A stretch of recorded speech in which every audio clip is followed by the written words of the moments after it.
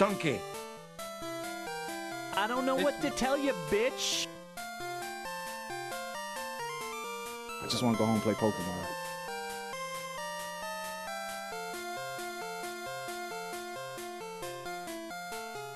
Donkey.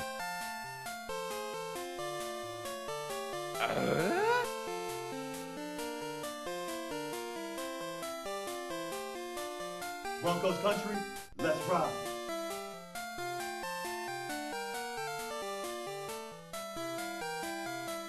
Well, there's only one shitty game left.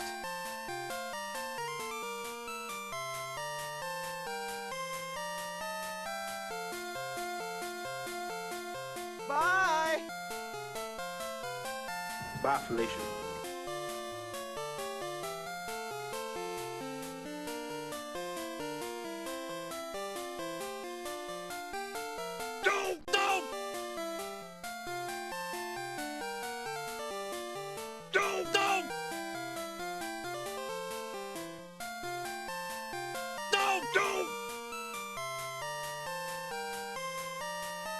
Yes!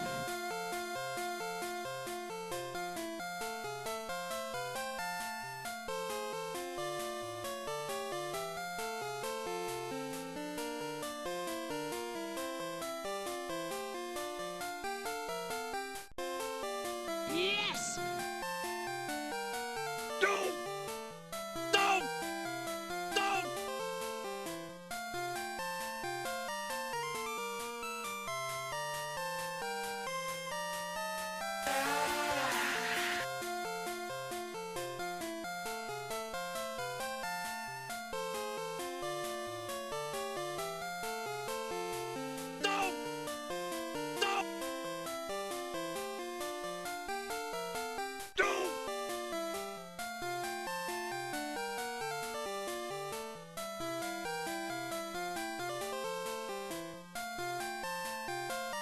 Broncos country, let's ride.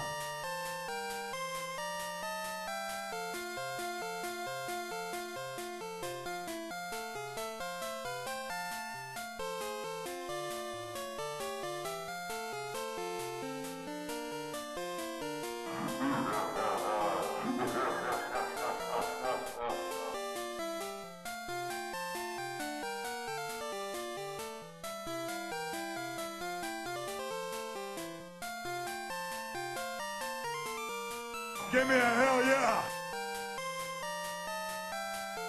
Give me a hell yeah!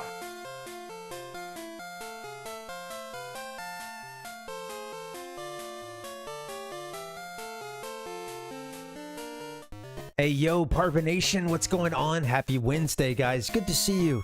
It's your old pal, Ben. America's #1 online video game personality, the Parvinator. How we doing, guys? Good to see you. Happy Wednesday. It's been a good week for me. Good day. Feels like it was really productive. Got a whole lot done. Got a bunch of stuff coming up for you guys in the gamer lifestyle segments. You're going to love it. 5 games, 5 titles. Some of that is because I started pulling game birthdays from the wrong day. But yeah, we always celebrate a few games that are having their birthday on today, or in this case, a couple of them that had their birthday yesterday. Got some really good stuff. I think, to me, maybe top pick is, and relevant to today, Pokemon. Gen 5, White and Black came out on this day in history in North America. We're going to cover that one a bit later. That's probably my favorite game for the DS. We'll talk about that. Should be fun. And then we're going to get into our top story here, if you can see it. Let's. It's a little. It's a bit of a silhouette-y right now. See if I can't move that over. Give me 1 second. Let's see. There it is. Yeah, we're going to talk. Yeah, I just had to stand right here. There we go. I'm wide enough to be the background for this. Got that pale thing going on. Yeah, so we're going to talk a little bit about Ubisoft and how a lot of gamers are wanting Ubisoft to walk the plank. There's been a whole lot of drama there. Some great quotes coming out of the Ubisoft executives over the last couple years. We're going to talk about that. We've got some receipts too from the last time we discussed this. And but yeah, we're going to be talking about something going on with a game that only launched a few weeks ago, Skull and Bones. Going to talk a bit about that and some new developments. You guys will like it. Should be good. Of course, other stories, other games coming up as well. We'll get to it later. We're going to first play a bit of Pokemon Crystal. So let's go ahead and drop in. Oh, you know what? Actually, before we do, one more thing. For those of you who subscribe here on Twitch, and maybe someday on YouTube, I'll be able to do something similar. I did get a new emote, two new emotes for you. One is the Parvinator Points P up in the top right corner. And then I also got one that's this is some deep Parvinator lore here. We love a game within a game. That concept just keeps coming up for us. Think Donkey Kong 64, where you go in that one room and you've got access to the original Donkey Kong arcade game. You know, game within a game. We love it. It comes up a lot, and for whatever reason, I wanted to relearn how to make emotes because it had been a long time, and I'm on a new system at this point, and that was the first thing that came to mind. So got it done, and the P's. But yeah, we're something else for you guys. Got more to come too. Just got to get cracking on it. So, what's up? Good to see you, Ralph. Welcome. Please, if you would, just look at the chat and take a look at a great example. They queued it up a while ago. I saw it come through right on time. Thank you. Thanks, Ralph. Yeah, appreciate that. We're going to pop into some Pokemon if you guys are down. How you doing, man? How's everybody doing? How's your week been? I don't know. I've been really excited about this stream today. I think that the Gamer News is really fun, and I've also, I was running a little bit late today, but part of that at the end was that I wanted to figure out what the fuck we're supposed to do here in Pokemon Crystal. So I do have a little better idea. I'll hop in. We'll talk about it. Should be fun. Oh, man. It's like this room right now is totally in between being just hot as the devil's balls and yeah, just being like a frigid ice temple. And I don't know where I stand. What's keeping me warm right now are the lights, but it's kind of a rainy day right now, or at least rainy afternoon, and yeah, it's looking kind of dreary. It's a bit cold. I might throw on the sweatshirt later. I don't know. I think I'd rather game so hard that I work up a sweat. I definitely had one before I started, you know, the prep, you know, for feeling like it's coming down to the wire. I could hear the Mission Impossible theme in my head as I'm like, you know, turning the mic on, and oh, I forgot to like update the title on Restream. Okay. Yeah, oh yeah, dude, don't tempt me with a good time, Ralph. I almost put myself down for one earlier today. If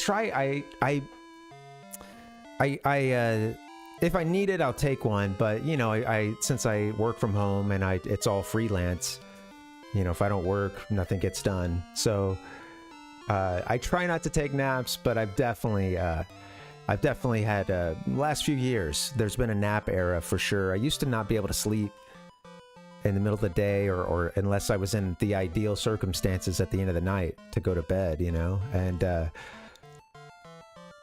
that changed big time, and I started being a tired person, you know. Oh yeah.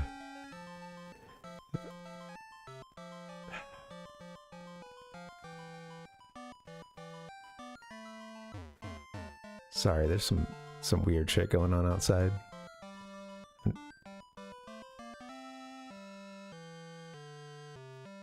I'm just hearing some people yell. I have no idea what's going on. But anyway, it is, you know, and with naps, I try to set the 20-minute timer too lately. Like, I think that makes a difference because, yeah, if you go for too long, you really, you know, if you slip into too deep of a sleep, it's like you have to wake up again. And I feel like usually when I'm doing it, it's on the days that I ran pretty hard and I go a long distance, and some days, man, I think I'm just worn out, you know? So like I'll get in the shower and I'll eat, and then I'll just be like, you know, feeling really tired and stuff, and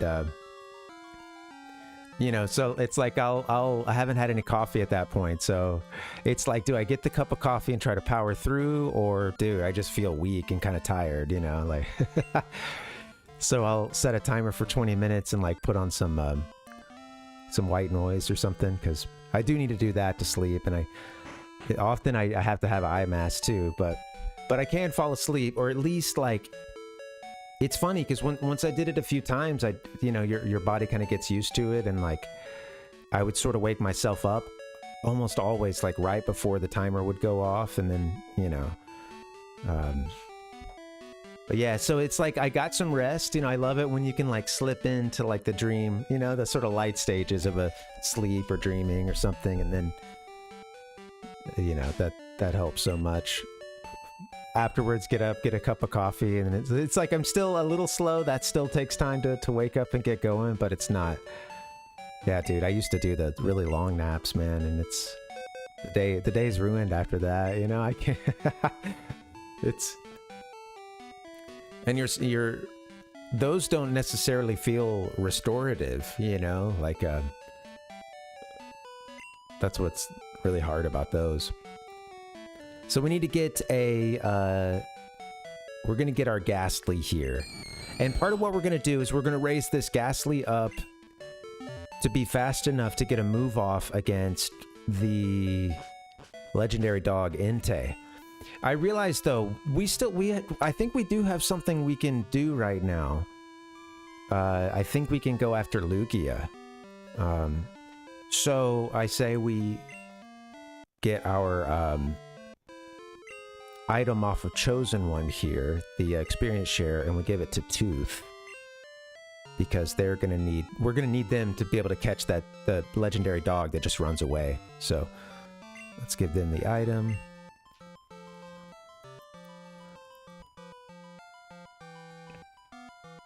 EXP share. Be cool.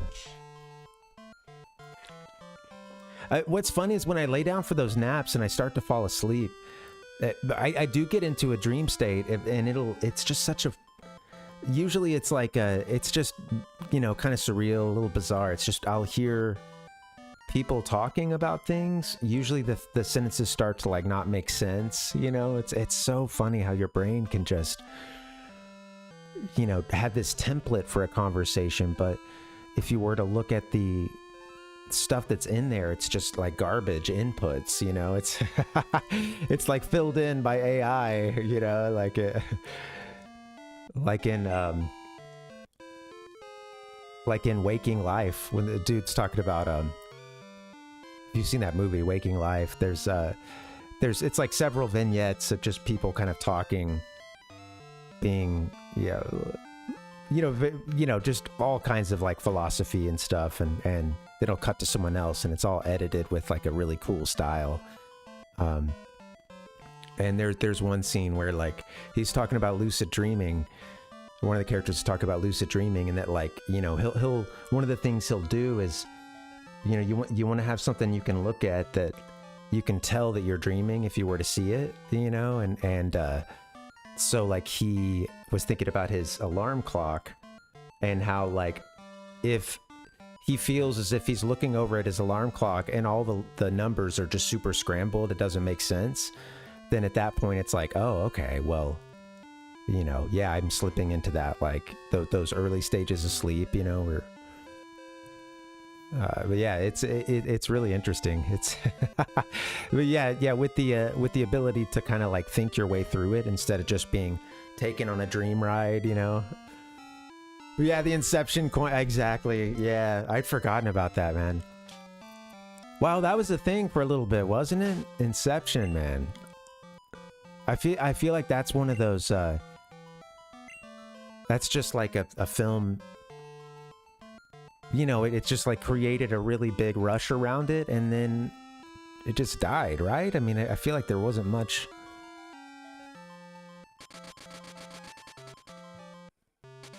it became more of a meme, you know. Maybe that's the problem, you know. We just, it becomes a meme, and everything becomes a meme instead of a you know, like a generational cultural touchstone, you know.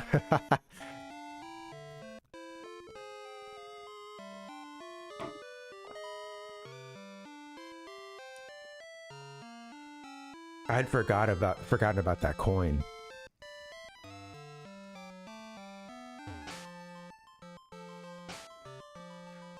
Let's see. All right, we're gonna check the Poke Gear here. I think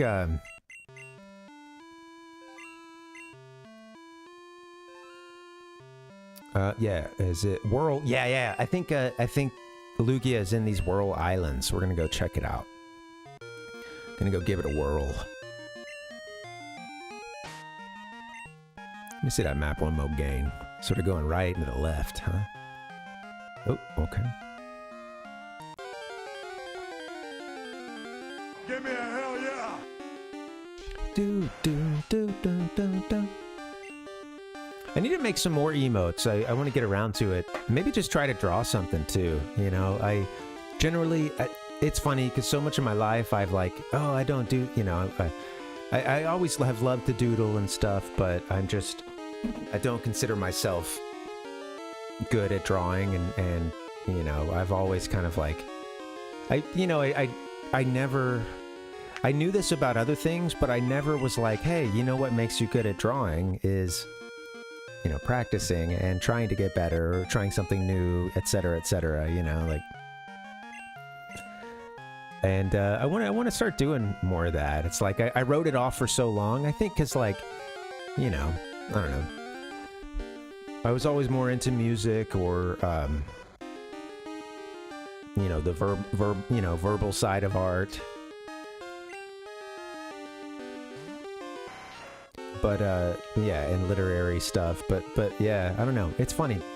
I know that, like, obviously people do have natural inclinations, but then again, it is still quite a matter of practice. Yeah, people get better over time. I just drew the same little doodles, the same faces, like one or two like body shapes, always in a 2D plane, because I couldn't, you know, struggled with the 3D art space. But then it's like I enjoy doing videos, you know. That to me is like a combination of like visual art and, yeah, like the verbal side of comedy or whatever.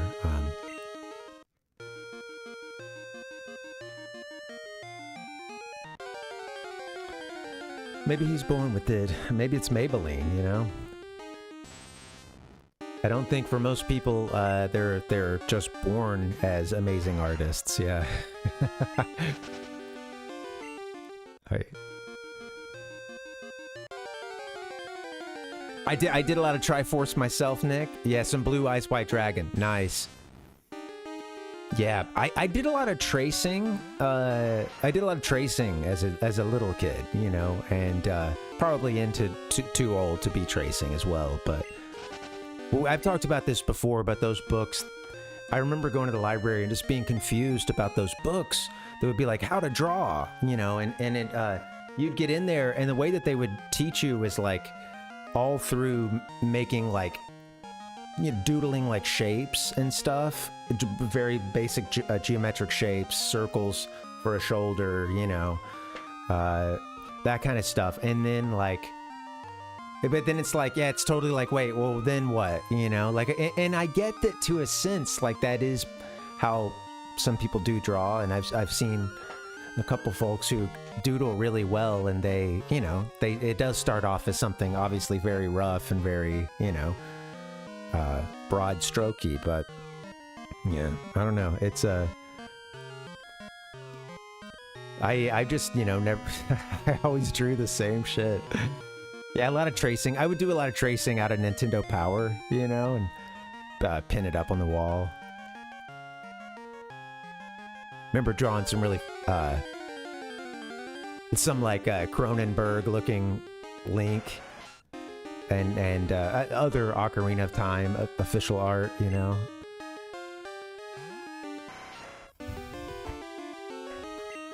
kept that tracing paper around in the bedroom, you know. Do do do do do do.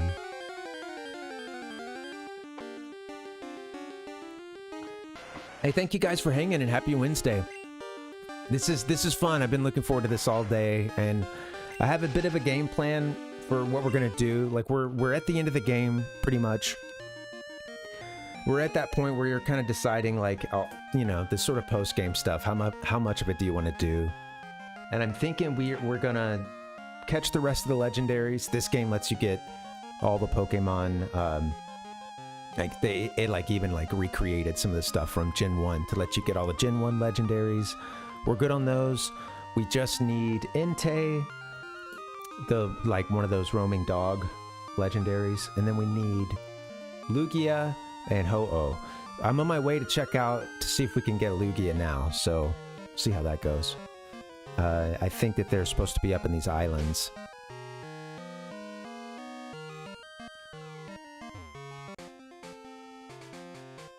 Where are we though? Did we made it all the way? We must have missed. Okay. Yeah. Well, I totally missed the islands then. Okay. Cool. Let's try it again.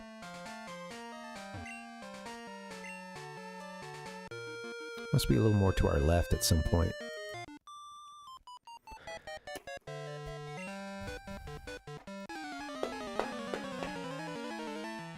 Give me a hell yeah! Do do do do do do. It is, Nick, yeah.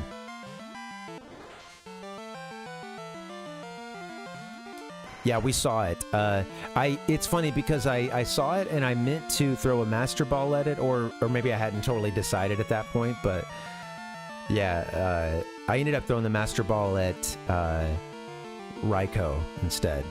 And I figured the other battles like Ho-Oh and Lugia, since those are, you know, like you encounter them on the map and they don't run away or whatever. I figured I'm sure we can swing those, but yeah, I don't know. I didn't want to deal with having to whittle down 2 of those legendaries. I guess I could have waited, because if this strat that I'm doing, if it works for one of them, it would have worked for the other 2.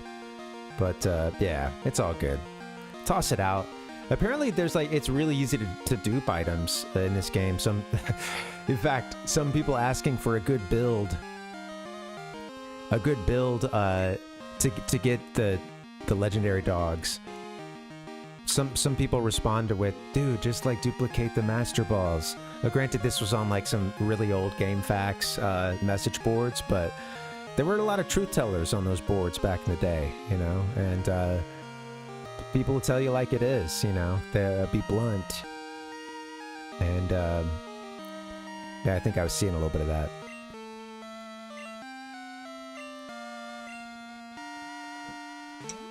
I don't need Executor in this party anymore. I could have gotten rid of them.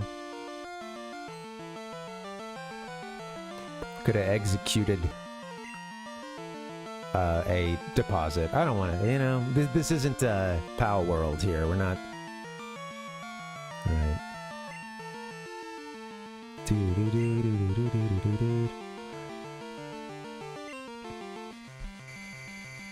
I thought you might have a grass move that was worth a damn.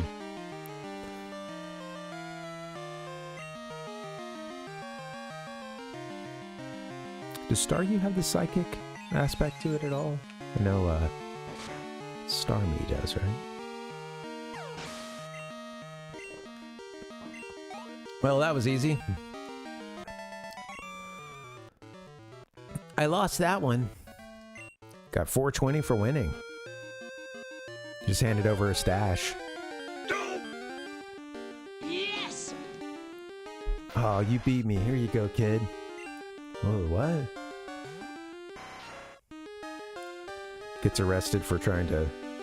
I mean, hey, you know, if you have no money, you know, you got to give away half your stash, I think. Those are the Pokemon rules. It's like, yeah, I'm just imagining the shakedown of it, you know, like how easy it is to shake people down for half their money. Or maybe it's just like the chance, it just so happens that when you black out, white out, whatever, you know, whatever game you're playing, you're running away, you know, since you have to flee, and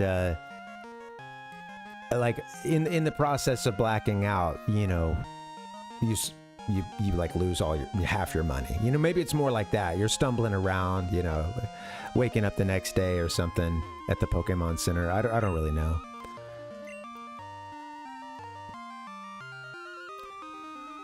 I lost my sound effects. All right, where's this place? It's sort of over to the left. The Whirl Islands.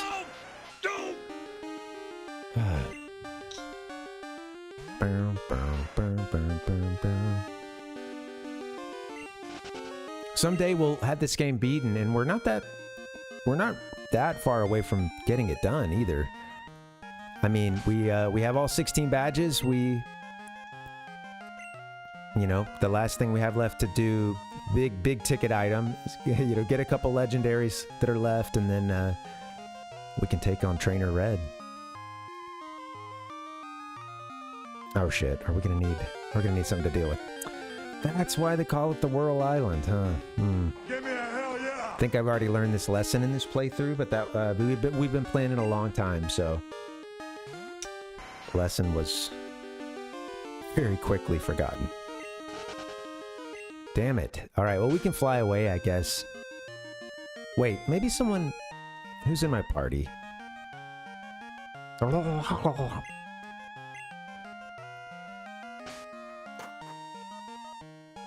wasn't trying to drop my controller, but it was appropriate. Alright, let's fly to...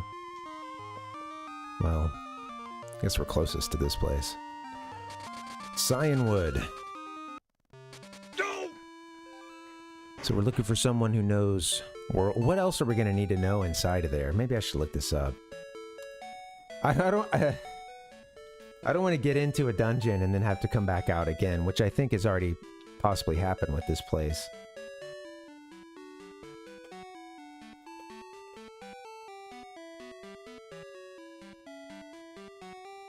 Surf, Strength, Whirlpool, and Flash?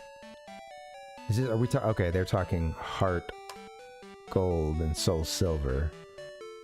That doesn't bode well for Crystal, though. You also need Strength and Waterfall, and of course Surf, yeah.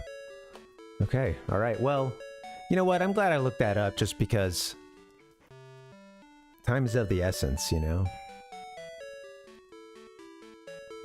Racing the clock. Was that Strength, Surf, Whirlpool, and Waterfall? Man.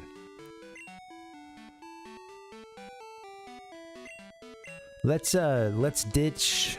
I don't think Executor it is needed anymore. Let's ditch. What box are we in, actually? Well, shit, I'm probably not going to use them. Doesn't matter.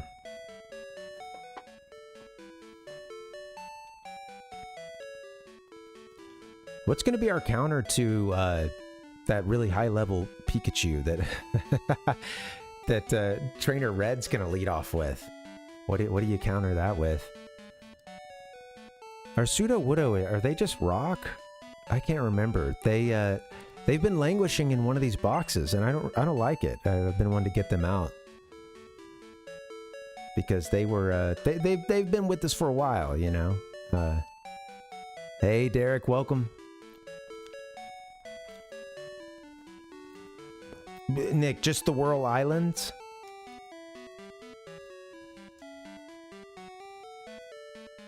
I saw your comment and my eyes got big. What am I getting myself into? Yes! Take me to the box. Oh, okay, sure. Yeah, no, I don't think that's happening tonight. Yeah, it's a lot. Yeah, we've got, no. Yeah. I think we have 3 more legendaries to get, and then Trainer Red, which may require some prep. To do those 3 legendaries too, well, I think I'd say high chance we need a little grinding. We'll see. We have, I have to raise up a ghastly. There is a bit of grinding tonight no matter what, because I've got to raise up a ghastly. I think I'm gonna go with that as the thing to stop to stop it. Which one is it? Raiko. Yeah. Gonna use it with a mean look, hypnosis if we can get it off, and I think yeah, just toss a bunch of ultimate. Yeah, I always want to say ultimate. Yeah, we'll toss some balls at it. Give me a hell yeah! I did that the other day. I said ultimate balls, and I was like, wait a minute, no, that's not. That sounds. That does not sound right. That ain't the one I'm looking for. Okay. So we need a few HMs here. Who's got the goods? Cheese. You'd be nice to have in the party, honestly.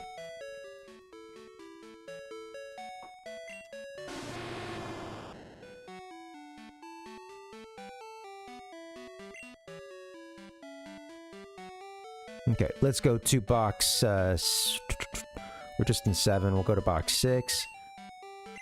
So I'm looking for, we gotta have Whirlpool. We need Strength.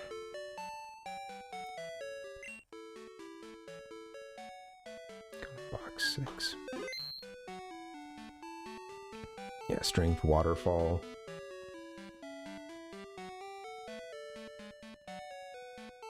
I think I have a Pokemon that has both Whirlpool and Waterfall. Let's see. There's our Celebi. That was cool that they put that event in this, you know. I've loved this patch, man. I definitely recommend it to anybody who wants to go back through this game. They added the legendary bosses from Gen 1 as well, so we got Mewtwo. We were able to catch, they did an event for Mew as well. They added some interesting things too for some of those Pokemon that would need to be traded to get to their last evolution, like Alakazam and Gengar. They did something pretty cool with, including just a brand new area. So like, yeah, it was cool. It was it felt like it feels like a Game Freak take on what if you got all 251 in one game pack, you know? It honestly feels like a pretty good you know, somewhat official feel to it. I guess we were using Dragonair. I gave them Waterfall thinking that we could delete their move. I think we can delete a move, but maybe I shouldn't have done that for Dragonair. Okay, someone's gonna ditch somebody.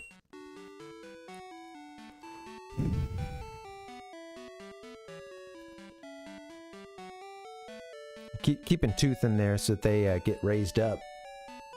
Want them to get raised up right.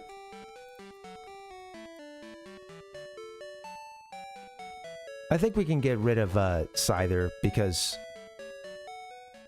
you know, they have False Swipe, but I don't know how high level you know, this legendary would be, and Scyther's only 35. Level 35, it's pretty low. What is Lugia? I don't think I ever caught them back in the day. They're like are they a water Pokemon? I should know this. Box art, and I had silver as a kid.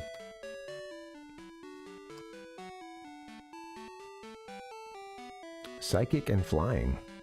Okay. Oh, yeah. Well, thanks, Nick. Yeah. Oh, cool. Flash flood warning.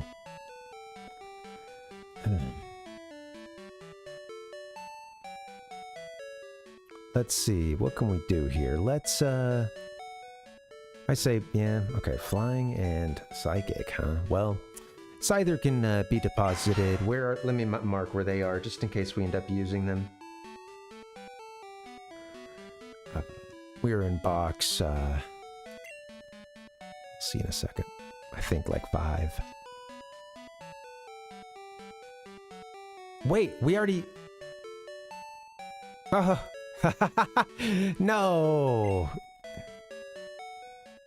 I had no idea. Did you see what was in that box? Okay, well, you know what? Honestly, hey, problem solved, right?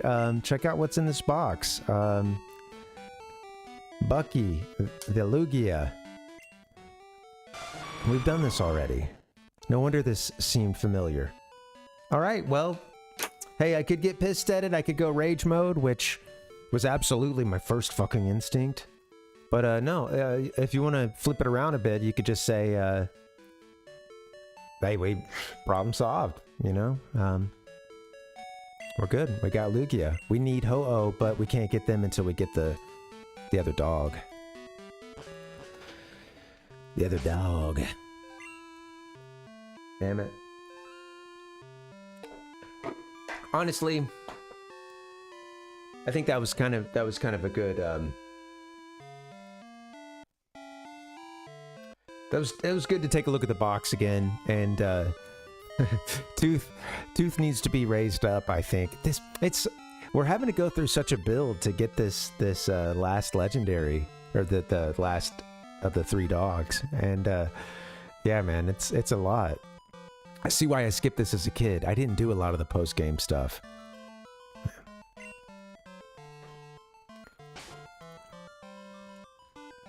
All right, well, let's withdraw somebody. I don't know. I wonder what would be a good place to grind in this game.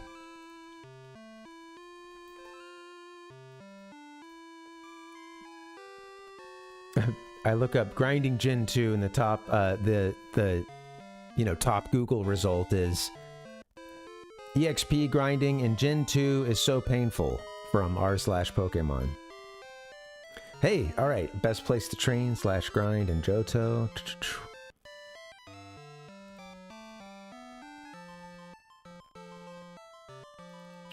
People talking about grinding in Victory Road.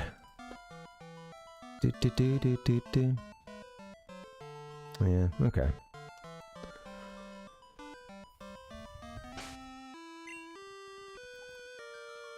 Let's go to Victory Road then, way over on the other continent.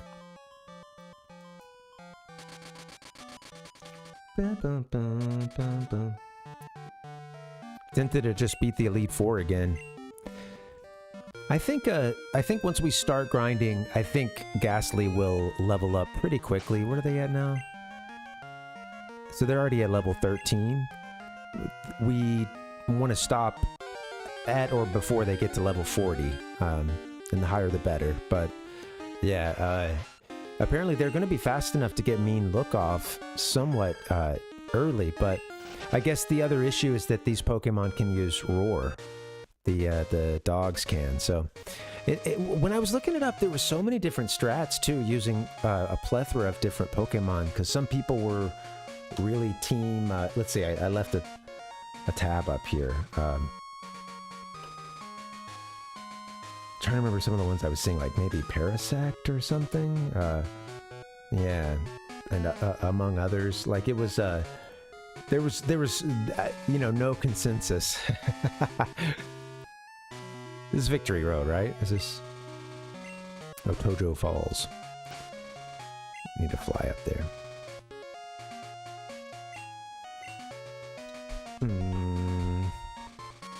Indigo Plateau.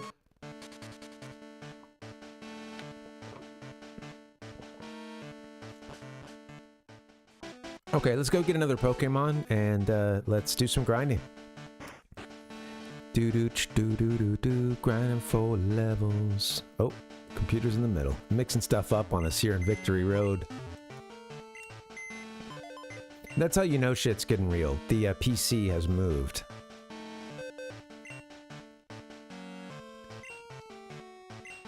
Wow, this interior that is always the same is now looking totally different. There's our Sudowoodo. Honestly, I'm gonna bring Sudowoodo out. Honestly, you know. Okay. How we do? We're good. Let's save.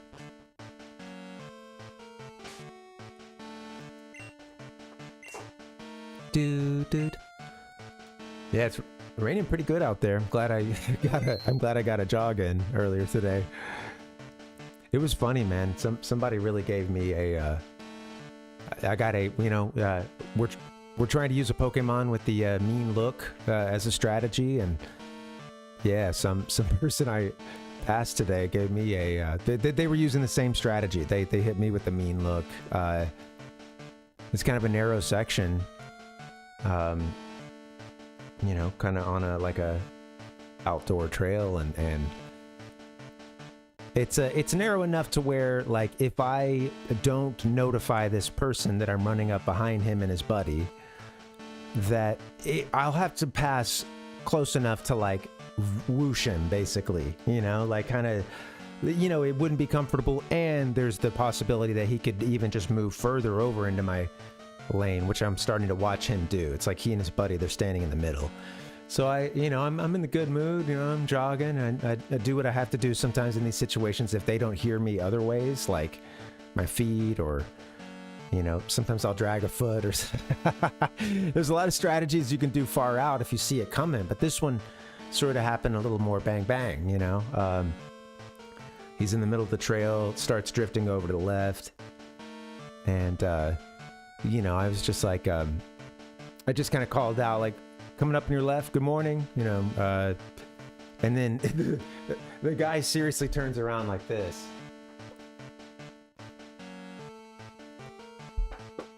Hit me with this, like, really, just a nasty look. And I said another good morning in the face of that nasty look. Mean look. And then I just went on about my business. That's it, because what else is going to happen, Well, yeah, the guy, it was seriously like, it was such a strange reaction. And I could only think that he was like, I don't know. God, who knows?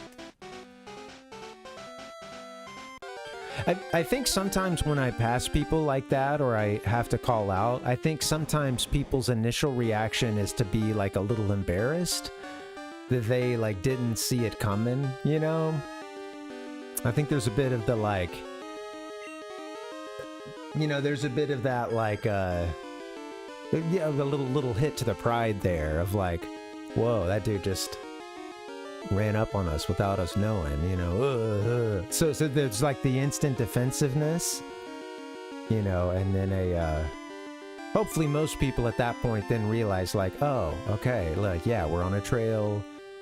It is polite to let people know when you're approaching, some trails even, like, have signs instructing you to, like, call out and stuff, if you see other people, so that no one gets surprised or gets, shocked. But yeah.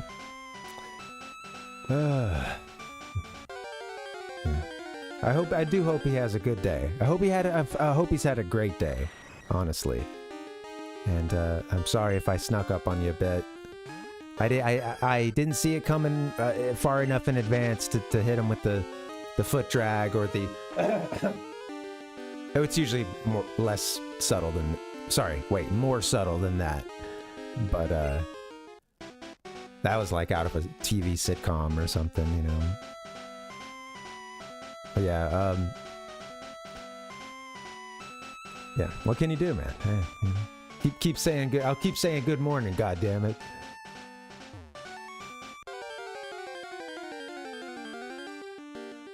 Yes! Say it for myself. Speaking of the pride, that's my pride coming out. Like, well, I'm gonna drop a good morning. I do see some of the same people regularly, and there are some that I did good morning. I hit them with the good morning or the nod or whatever, but like a couple times, and then I realized, like, okay, their reactions are telling me that this is not what they're looking for here, and such as, like, going for the pepper spray or that guy did, but no. Give me a hell yeah!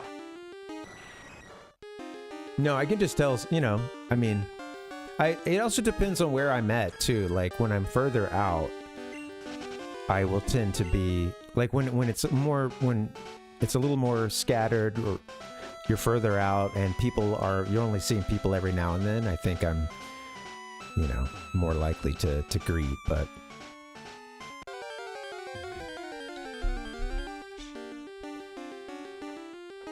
Yeah, there you go. Yeah, so this is Ralph's code here. Yeah, I think that's a pretty common one. Yeah, I think that's a. Yeah, I try to, a little bit of warmth. It is funny, man, because it's funny too because when I'm approaching, sometimes in my head I'll be like. Okay, maybe I'll be making assumptions about them, and what's going to be their response? I forgot we are doing leveling up here, so that is something I should try every now and then. Actually defeating the Pokemon. But yeah, sometimes I'll think I'll have them pegged as a certain response, and then they'll surprise me, It's been a few folks I've thought this person looks sort of shy, or they look kind of, like they're.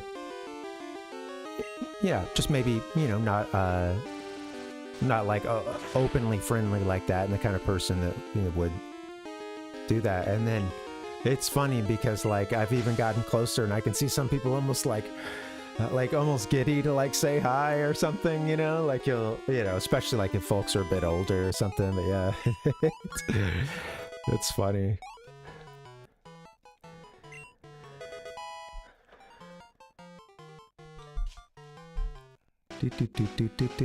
Good job, Tooth. Our tooth is growing. Yes!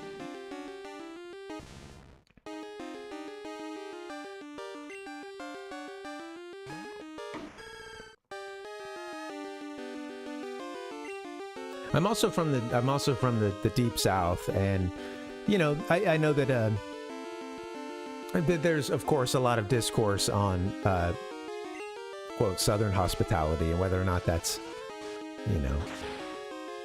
to what extent is that real or genuine or what have you. But I will say that I think there absolutely is, it is more common for, like, small talk and greetings and things like that, and a nod or a, there's just certain, sure, like in other ways, there's a lot of like backhanded niceness at times, but there's also, I've also known people who have such a crazy sense of that kind of hospitality that I think it's just interesting, like when they face the things or the people that I think infuriate that kind of person the most, or like let's say they're I don't know, they're just like pretty close-minded or something, but then like when they have those people around them, they tend to lighten up and like still be very hospitable, and it's kind of a bizarre thing to watch. The kind of like a guest is a guest sort of thing, like even if I'm gonna badmouth them, like or make sweeping generalizations, usually I have a person, like, oh, person to person, and you're great, and you're awesome, and you're, so obviously that's its own kind of like hypocrisy or whatever. But I absolutely do think that, especially with folks who are a bit older, there is a level of like, kind of a, yeah, it's just a little bit, it's just a bit different, the sort of social, code of, yeah, like, a head nod or greeting people, talking to folks in service situations, or like just like small talk, or not even necessarily small talk, but yeah, just, I know it drives a lot of people crazy, like, thinking about going to a gas station and then having like a short convo with the attendant or something, that just like doesn't happen in some places.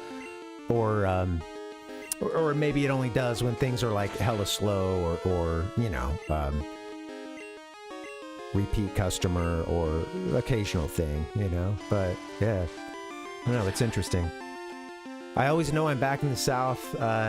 Like one time we were traveling back, I knew I wasn't sure where we were at this point, but we had stopped at a we'd stopped at a rest stop in Tennessee, and I can't remember like what major city we were out of, but we were coming back from DC at the time, and it was funny because I felt like I had a bit of reverse, that's sort of like a reverse culture shock or something, or I don't know. I'm like going back home, and now that feels kind of weird to me, and that I was seeing that when we got to this rest stop in Tennessee, and this guy holds the door open, and we're like 50 feet from the door or something, you know. We're like we're long enough to have to like do a good little jog to get to the door, out of a sense of like, oh, I don't want this old man to, like, he would have had to have held the door for 30 minutes, or sorry, 30 seconds. 30 we were way out there, man. He had to, he had us on the scope. Yeah, like he would have had to have held that door for about 30 seconds, and yeah, we didn't want him to wouldn't have to go through that, you know. And that's like, okay, yeah, we're back in the South. What is spite? I forgot what spite is. And what are we learning now? Curse. Oh, that cuts their health. No, that does like damage every turn to them. We don't want that. At least we're using this guy for a specific build. I don't think we want that. I guess I could swap it with spite, but spite drains PP. Oh, that could actually be cool. Thank you. Thanks, Nick. Yeah. We'll forget curse. We don't need it for what we're going for here. Wait, you're getting nervous, man. Hopefully they look all right. I ended up making it a little bit bigger, and I'm not sure if it fits in the circle anymore. You know, I think I might have. I think when it shrunk down that small, it bleeds into the edge of the circle. But yeah, that's. I've maxed out my graphical art, or my graphic art skills here.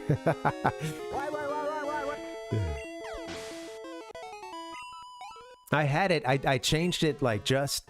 I think I think either yesterday or earlier today. I don't know. It's been a long couple days of work, but.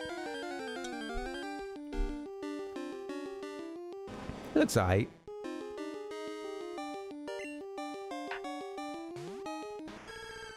I want to get some more emotes too. Maybe something animated.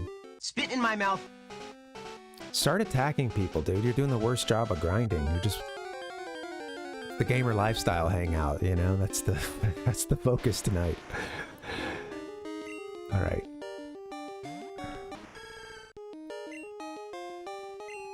Hit him with the leaf.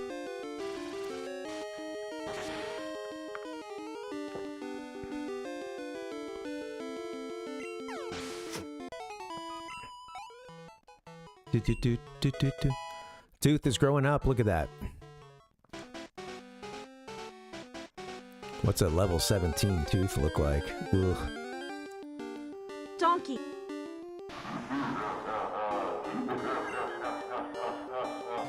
What's that condition where people like teeth will grow just out like in places they're not supposed to grow? Oh. Man.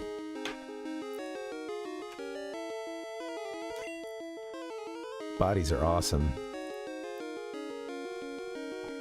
I don't know what to tell you, bitch.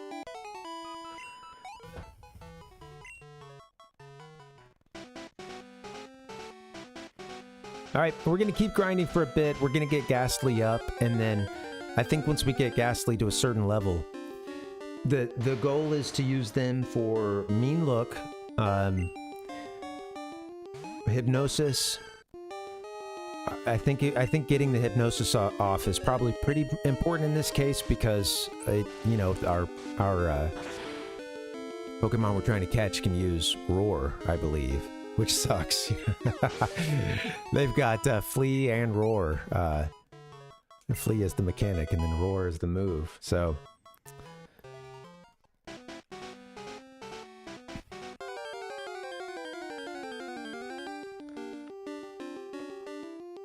apparently this thing will be fast enough to get a mean look off, and I'm hoping they can get hypnosis in, and then at that point we can see what we can do about lowering it, lowering its HP, but we'll see. It being asleep is a good first start, and we want to try to lower the HP, of course, but we'll be saving, so,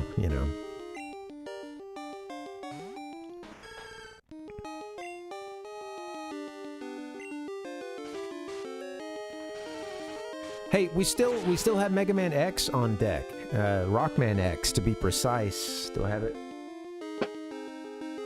I keep meaning to grab this thing, so I'm just gonna get it now. Rockman X on deck. I've only played this one time on stream. I did it for just a little bit. I had the intention of coming back to beat it, but I moved on to something else. And yeah, I'm really excited about that. I've only, I think I've beaten the game only once. I had it for PC as a kid. And yeah, in adulthood, I've just played it that one day on stream. We got through maybe like, half the Robot Masters or something. I remember it being really fun, and I think from what I did... Oh shit, quit running away. From what I did recently, it seems like it... I think some of the complaints was with some of the Mega Man X games involve controls getting a little weird at times, I think, and I know like later Mega Man games, nothing felt as like smooth as the Famicom stuff, and I think I'm hoping that that's not the case here,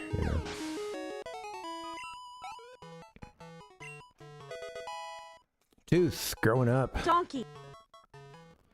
Cool.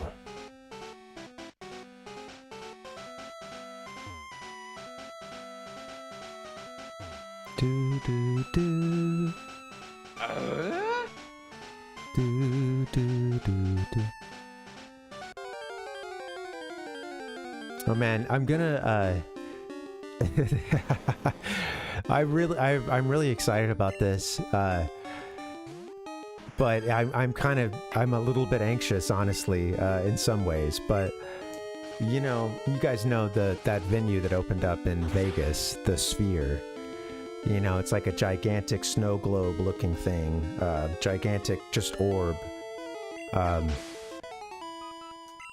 Dead and Company, it's like the Grateful Dead remnant. I'm wearing one of their shirts right now, which reminded me of it. I've seen them a few times, and they're going to be playing a bunch of shows at the Sphere. They're doing a residency there, and I got tickets to one of the show for me and my partner, and it seems like it's just insane in there because like there's the whole thing is just screens like around you in a full just in every direction. It also is supposed to, like, they really tout it's like the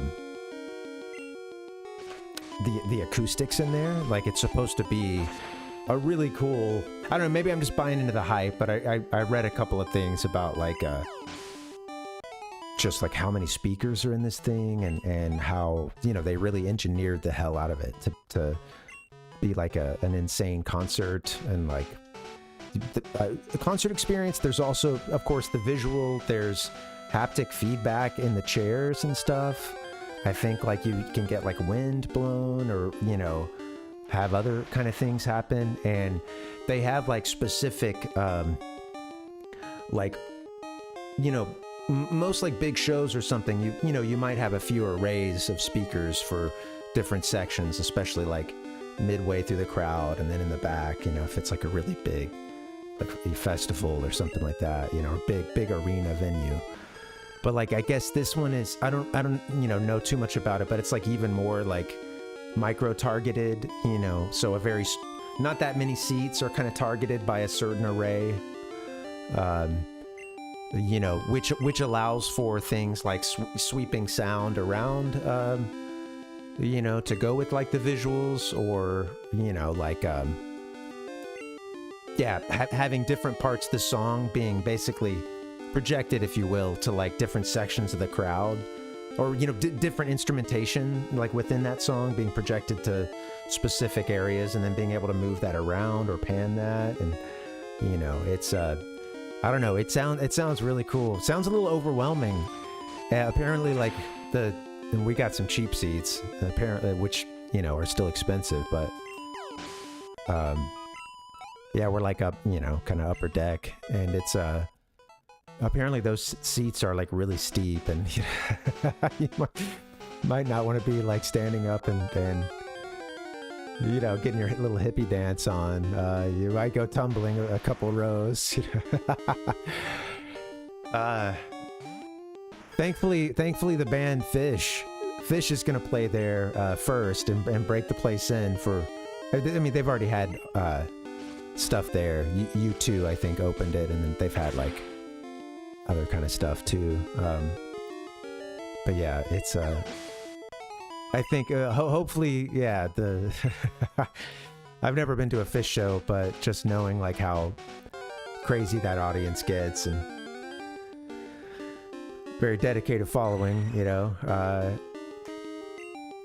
that'll be a good test run for a bunch of crazy you know, hippies on drugs, like rolling up into the sphere, and you know, how safe does it end up being?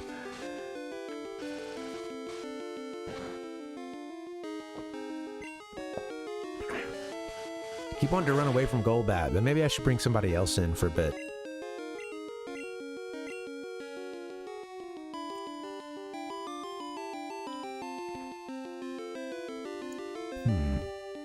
What's Pseudo Widow? They're like rock. Just rock. I wanna rock. Yeah, I'm excited about it. Like, the tickets were expensive. I'm not huge on Las Vegas either. I've only been once, but it's not really my kind of place. I'm not much of a drinker these days, and I think I can get RTY in for a bit, I guess. Let's put Pseudo with him. You know, I'm not much of a drinker, and like the strip is just crazy, and I don't know. It's also like I was bummed. Like I do like football, and I'll watch like my teams, and that's about it. You know? And even then, if I have something important going on, I'll miss it. But yeah, I'm a Raiders fan, and they've moved to Las Vegas, and I was not very happy with that move. Like I really enjoyed their stadium in Oakland. As crazy as it is, you know, maybe they needed a new one, but like it was a really fun game day experience. Just like and a great like home crowd that was very you know, made it like you know, it was like it you know, it had a reputation for being like a tough place for other fans to go into, and for other teams and stuff. And just because, you know, I don't, you know, maybe partially because the Raiders fans would stab you or things like that, but yeah, they're also just very loud and crazy, and, you know, go all out. And Nightshade, huh? We could maybe use Nightshade. Right? Nightshade, let's see. But Spite lowers the PP, which would be nice as well. I don't know how much Spite does that, but drains PP. Sprite Gen 2. Not Sprite, but Spite. Jeez. Spite. Damage is equal to their level. Oh. Well, then that could be like a total wipeout of their PP then, right?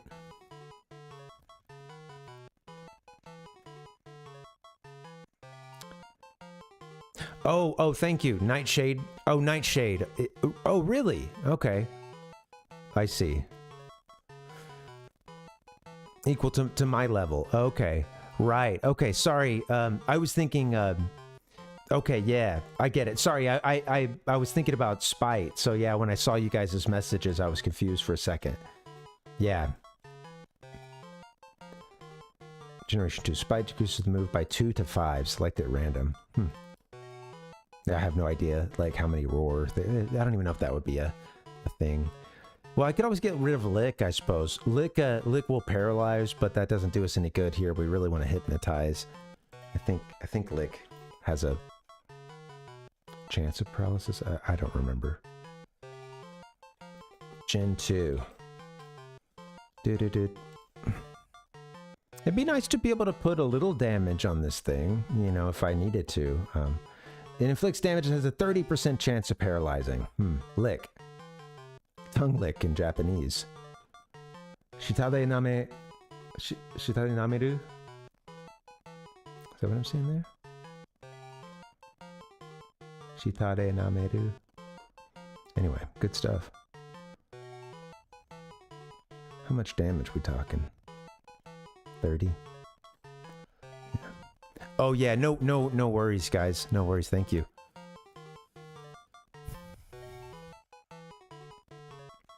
Well, yeah, I'll get rid of Lick. We'll get rid of Lick and, Tooth, I think, is only going to be used for these, the purposes of getting, Entei. Yeah, that's it. That's all we got to use it for, right? I think. Do.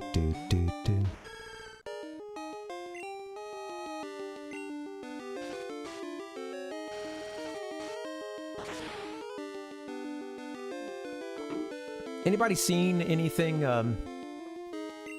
you know, game related on YouTube? Anything that caught your eye or you watched through recently?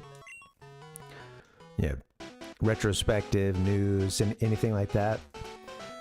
I mentioned NES Complex the other day. I don't think I've seen anything since then. I'm trying to remember. I've been too busy working on my own stuff. Which is a good thing. Bye! Yeah. Oh, I did see Summoning Salts, Blindfolded Mario 64. I watched that. That was pretty fun. Yeah. It's funny because my partner has seen some of those, and you know she likes games, but she's you know, she's not quite as gamerfied as I am, and but still she can hang, and I often will watch stuff when she's around, and she's watching it with me, you know, actively. But this time she was kind of in and out a bit. She was getting some work done, and she came in as I was watching that Summoning Salt video, and she's just like, yeah, his stuff is, you know, really well put together. And she mentioned something I had brought up before, that like, yeah, it has the feel of a sports documentary or something, a 30 for 30, or, you know, there's a good build up. There's a pretty good narrative often, you know, there's only so many ways to spin it, to make exciting the idea of, okay, you know, I mean, there's storylines here, right? But like it does take some, it's a new approach to build it as storylines versus just reporting like, and then at this point they added this, or, you know, there's an added narrative to it that I feel brings, it's funny, it brings like a humanity into it as well. He'll talk about people taking breaks, and you know, and you know, there's a the way that he'll sometimes show like when someone gets hits a PB or a world record or something, and they're just like having a moment, you know, like it's very emotional, and he doesn't just like cut away from that or like show that stuff, and with some like rising music, the very moving sequence, it's very well done, and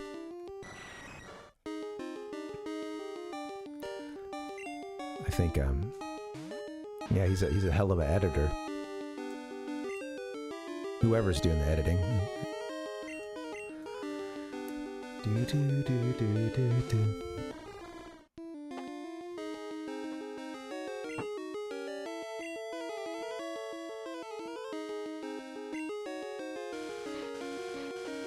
We've got to get Summoning Salt on the show. Maybe they can be one of our interviews. Gonna try to get some gaming luminaries and game media personalities and luminaries as well. A little bit of both.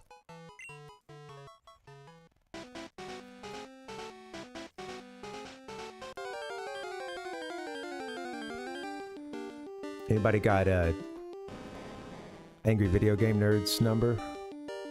Don't dox, please. But I should have said if you got the contact, give us the connect, help us out, help put us together.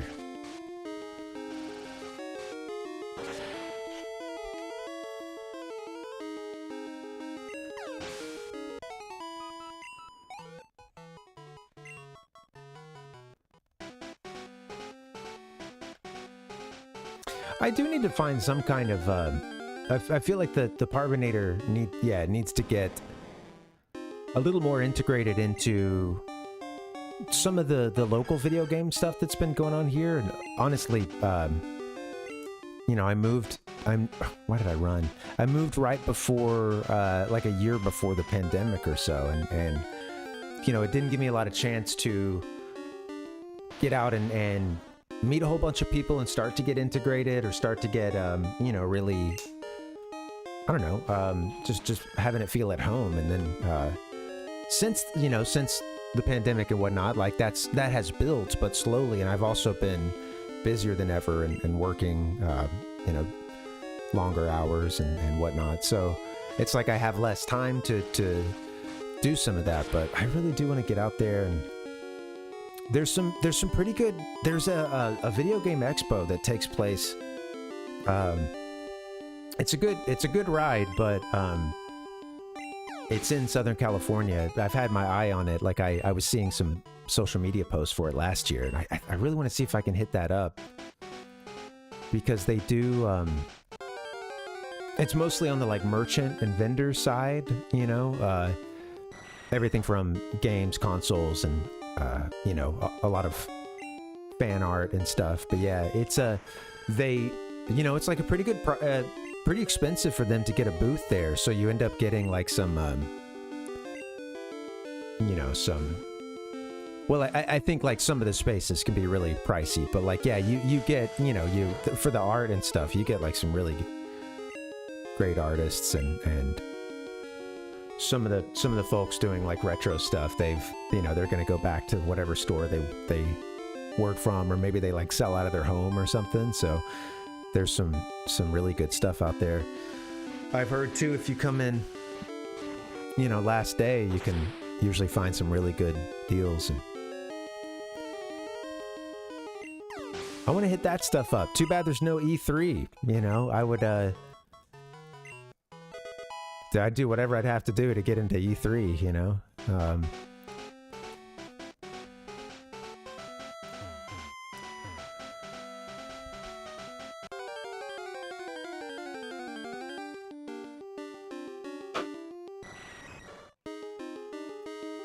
Donkey.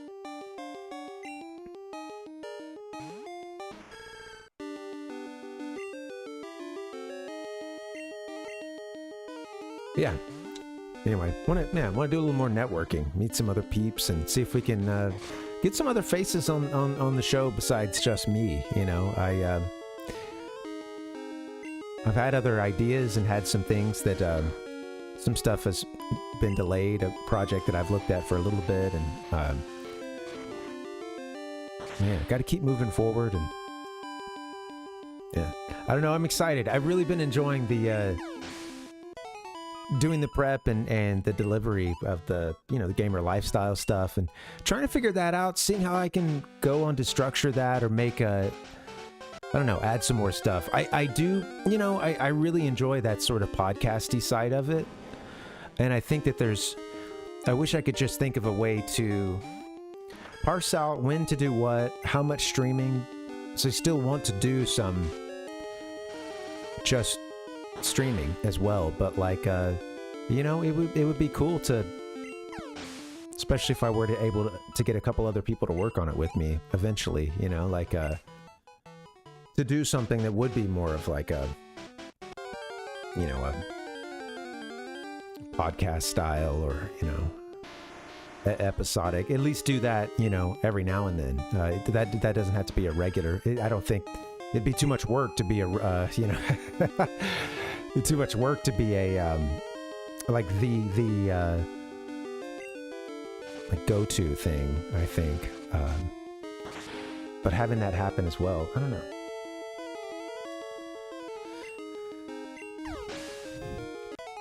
Thanks, guys. Sorry, I know I'm just thinking aloud, but it's fun. I'm excited, and it's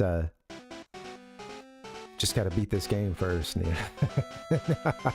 then I can make my dreams come true. I'm holding everything back until I beat Pokemon Crystal, and then I'm really gonna take the work up even another notch. And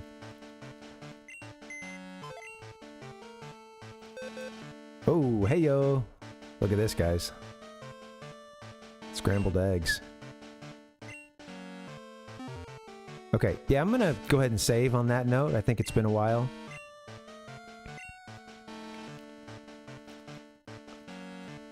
We have a save state from the end of the last stream, if we need to use it.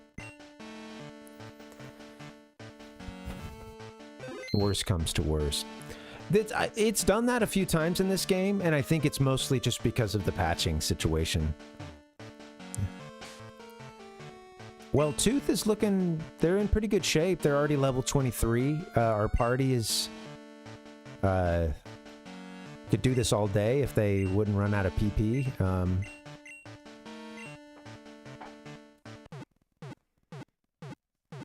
Yeah. Give me a hell yeah!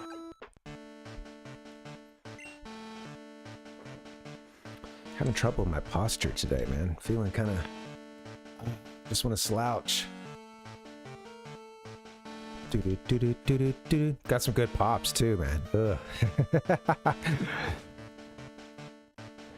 I've been really liking the, I don't know, I've been like a shoulder and back have been sore and stuff, and I know I've shown this one before, but some people call it the, I've seen it referred to as the, like, was it Nintendo character warm-up or Nintendo character stretch or something? I've seen it as before, because there's like a lot of official art across various games, you know, especially the sports looking ones, of like, you know, various Nintendo characters doing this. You know, that one where you're kind of pulling out the shoulder a bit by sort of notching your other arm in under the elbow. Oh, that one feels so good. I feel like I just need to be stretched out a little bit, you know?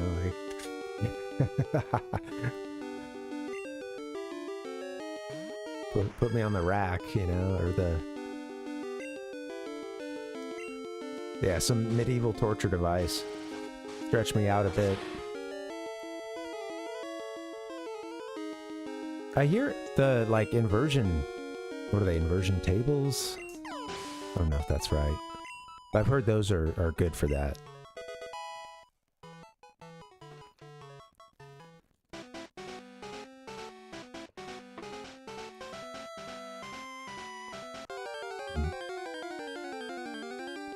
Do.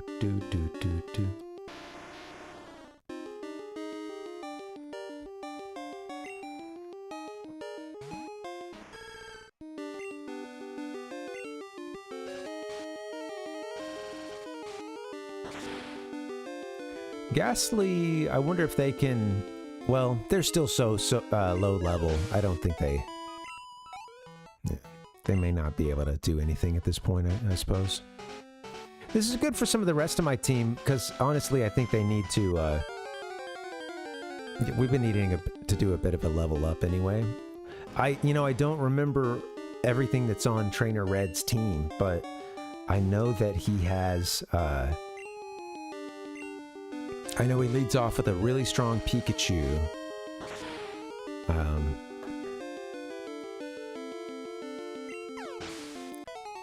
Does that Pikachu know Surf? I feel like this is a distant memory I filed away somewhere.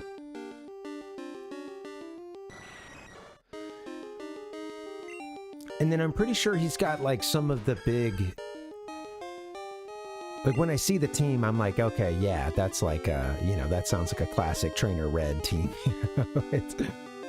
I'm not remembering. I feel like there's a Dragonair on there. It's also a bit confusing for me because I think it's a different team from the one in, Soul Silver and Heart Gold, which is the only Gen 2 I've played since this game was originally out,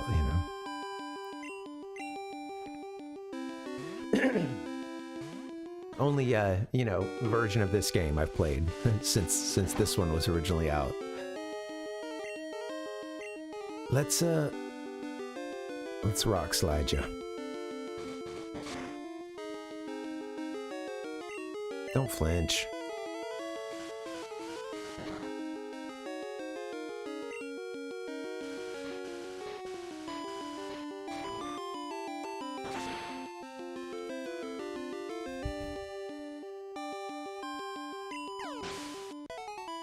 All right, 204 experience. Getting it done. Keep growing, Tooth.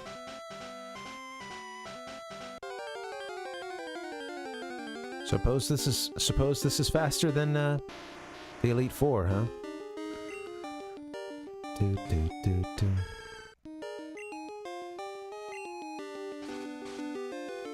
You also have to worry about, like, healing items and stuff with the Elite Four. My team we are much better than the first or second time we beat the Elite Four, but I'm still gonna have to heal up every now and then. I guess I should keep him unevolved for now, I believe.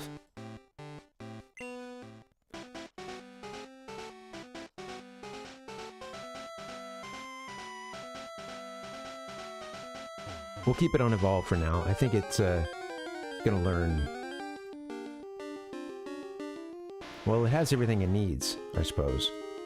So I could just evolve it at any time, I guess. Because it has the mean look and the hypnosis that it needs. Okay. We'll evolve it next time.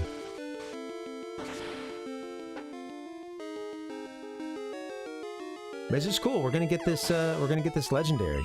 We're gonna get it done finally. Yes. Oh man.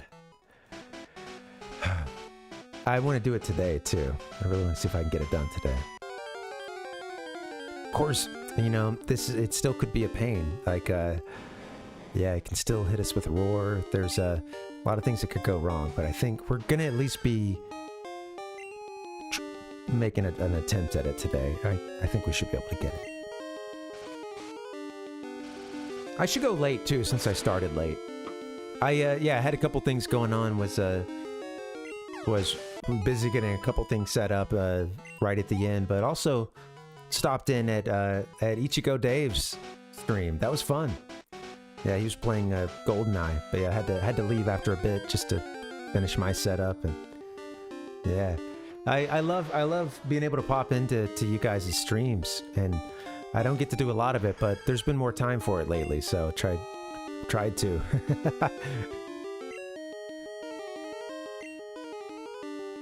It's also just learning about a workflow too, because there are days that some days that it's much harder than others, but I'm realizing when I'm here at my desk during Give me a hell yeah! the Hey Cat, welcome, during specific tasks, I can just have a stream on in the background. I can lurk pretty easily and come back to it when I want to, But, you know, that's certain things, you know, obviously if I'm like, there's other stuff where I'm just like, okay, I really have to focus, you know. Welcome, Kat. How you doing? Happy Thursday for you, I suppose. What's going on? How you doing?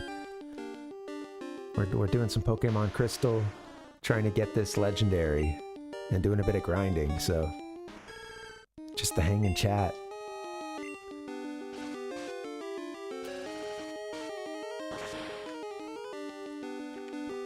The old hang and chat. It's what we're known for around here.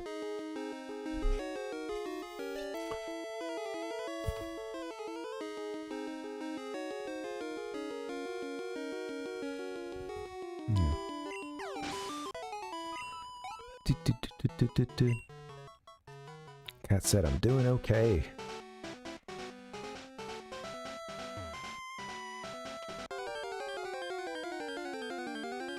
Do. Keep getting that experience, y'all.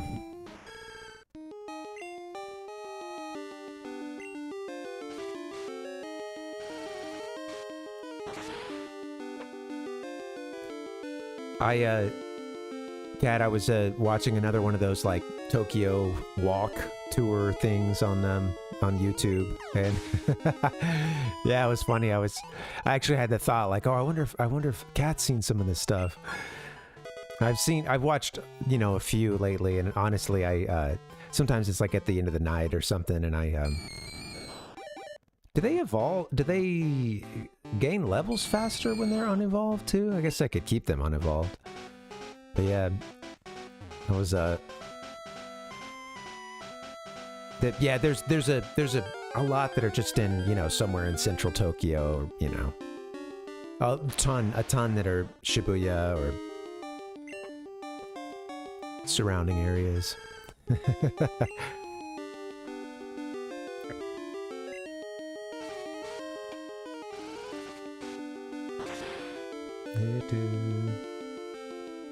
Get him.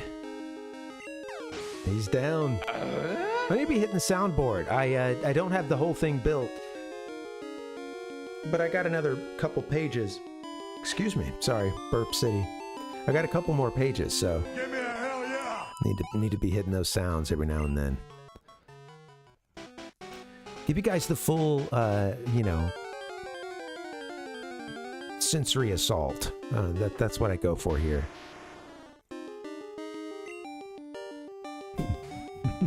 People go running for the close button. Close the window. Shit, what's the Windows shortcut for that? Close the window. Give me a hell yeah! Oh man.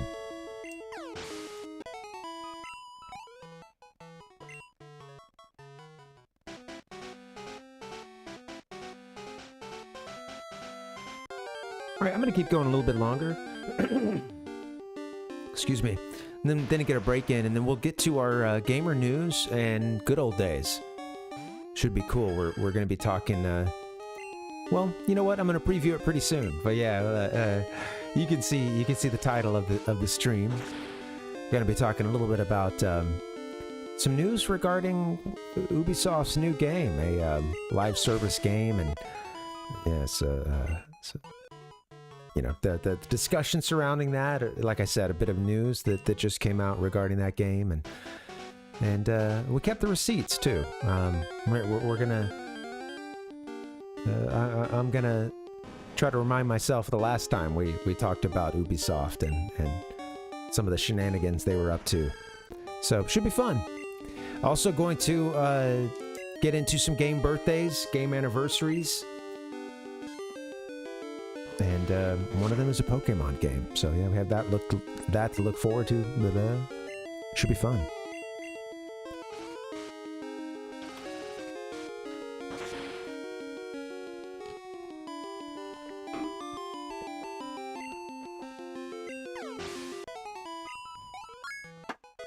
PETA, growing up. I think some of these I'm just gonna use against Trainer Red. I could switch in some legendary that's even higher level. Honestly, I need to get into the battle with Trainer Red first, I guess, and see what's up. But I'm thinking, I've been writing for a long time with PETA, RTY, Cheese Sandwich, back since our Johto days, you know, and Pseudo Widow as well. Noctowl, I mean, come on. But do they have what it takes?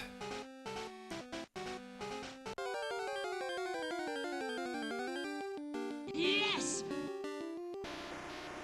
Guess that's the question, huh?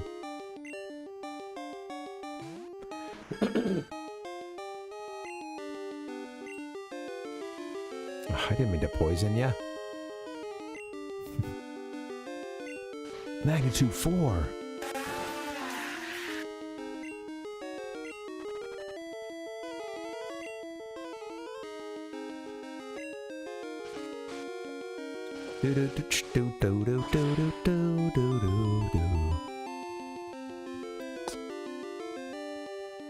That again, you know, just to bring up that summoning saw video, I thought that was really it's just insane what people can do, and the strategies that they talked about, and how some of them would use you know, sound cues in the music, and or you know, like there were a couple different sound using strategies. But yeah, it's nuts. And cool to see the evolution of those playthroughs too, and it's starting with like Mario doing a lot of running until he hits a wall and then going right, or backflipping up something that would be kind of difficult to run up. But yeah, man. Gamers just will not be denied, you know? You try to take away their senses and they're still, well, you know,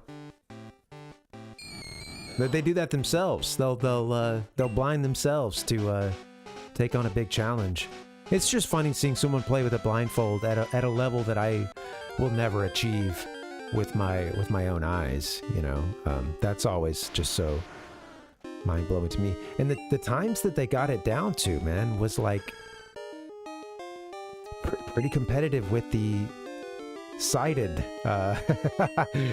the folks that use their eyes for playthroughs, for speedruns.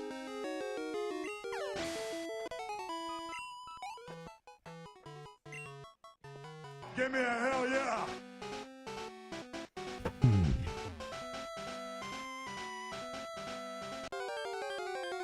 Just imagine the practice that takes, though.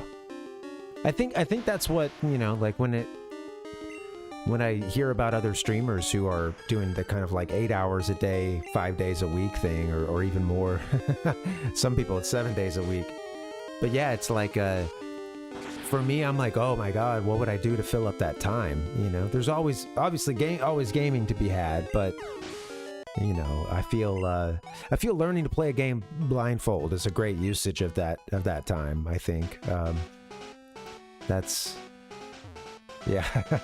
While I'm like tooting around playing a bunch of vanilla versions of games that other people do, like ROM hacks and randomizers and stuff.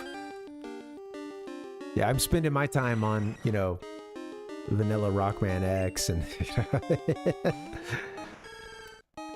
hey guys, I beat Diddy Kong Racing, kinda sorta.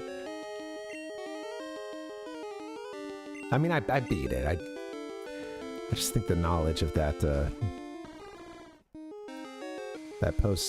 New Game Plus or whatever it was, well, it wasn't ready for that. It wasn't ready for that reminder. I think I'd known it long ago and forgotten it.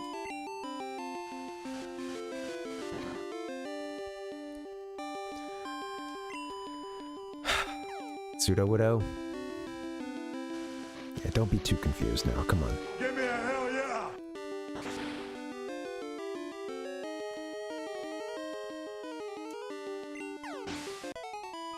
There we go. I wonder, one thing I was wondering earlier is like, so So with Tooth, our Ghastly, that we're going to raise up, I mean, it could already evolve to a Haunter. Do the lower forms, do they gain levels faster? I want to say the answer is yes, but I don't know. I know that they can get to move sooner. You know, their move set, it comes faster. So maybe a really good move might come to them a few levels earlier, but...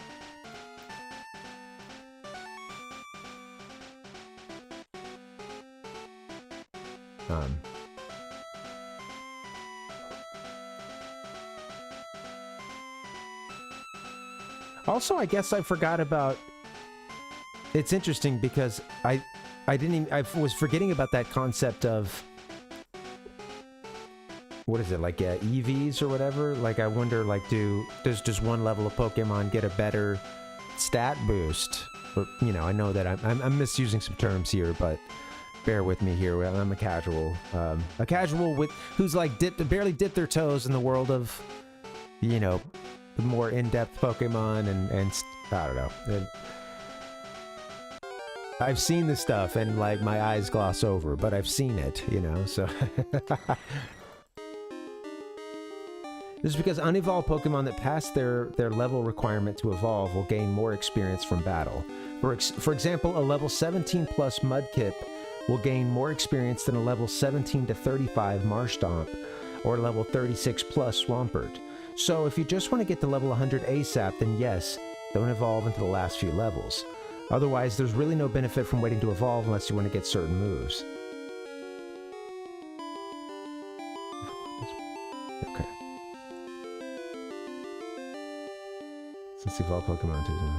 Okay, well. That's coming from where? GameFAQs? How many years ago? 9 years ago. Pokemon X, though. So, you know, I don't know if it's the same for this.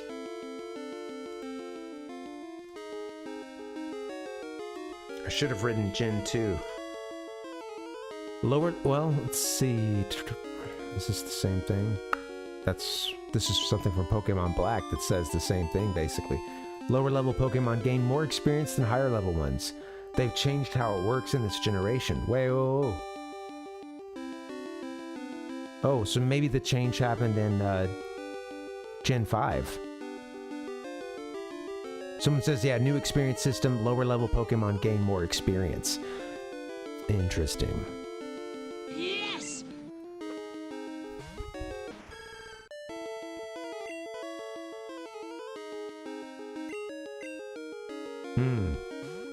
Was not aware that was a thing, and I guess that changed in Gen 5 as best as I can see with a quick Google, you know?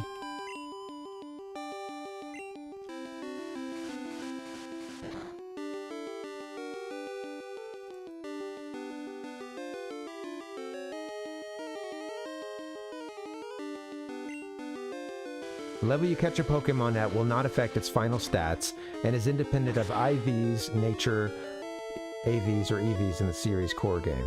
Someone mentioned, or in the core series game, someone mentioned you get friendship though, which affects stats up to 10%. So leveling up 1 to 100 is better than 99 to 100.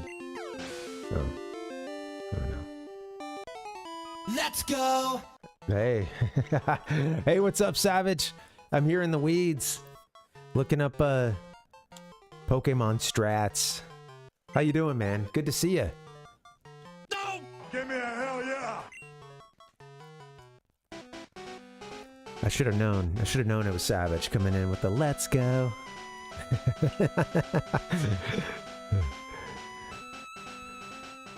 I had a fulfillment of a teenage dream, I think, with getting to see Blink-182 during this. They're like touring this new album or whatever. I guess it was even before. Was it before the album dropped, or maybe?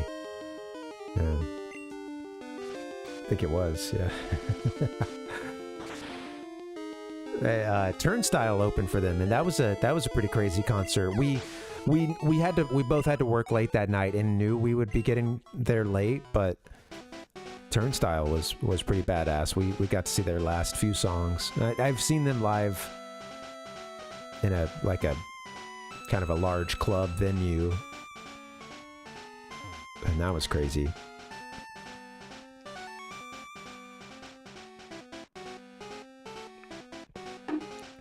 Bodies flying everywhere.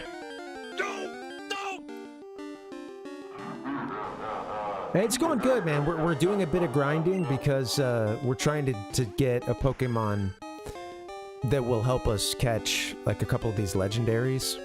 Actually, there's just one left that we'd use for this strategy. But yeah, we're trying to get Entei, and the thing will run away from you. So we're having to like get a Pokemon that can, you know,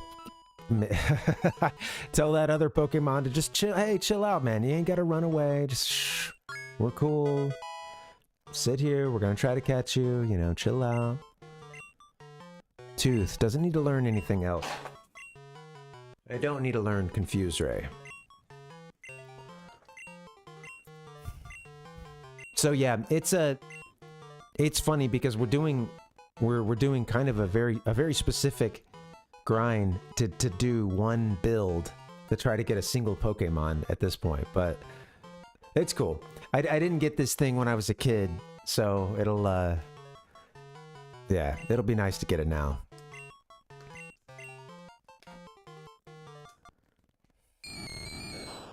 Guess we could just let it evolve. Yeah.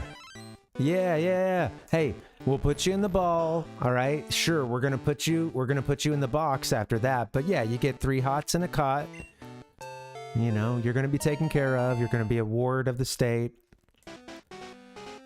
We got you. You're gonna be a ward of the current Pokemon champion and the person who's about to go beat the Pokemon champion from the first game. I mean, come on. You should be happy to be sitting around languishing inside a Pokeball, inside a box in a computer, you know? On our team. People that ride the bench, you know, that's the thing. Like, they got to be ready to go into the game whenever they're needed. And that they're an important part of the team.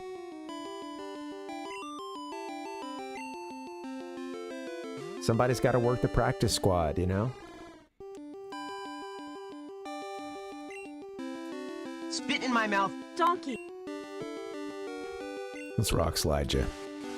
We're not that far from where we need to be with Tooth. I mean, I'm going to take a break in a little bit, and we probably need to do it for another 15 maybe, but I think it's getting there. Also, this needing to change to a different Pokemon is kind of the pits. That sucks. We're losing a bit of experience every time we have to do that, but I mean, we're spreading it around, so I don't know.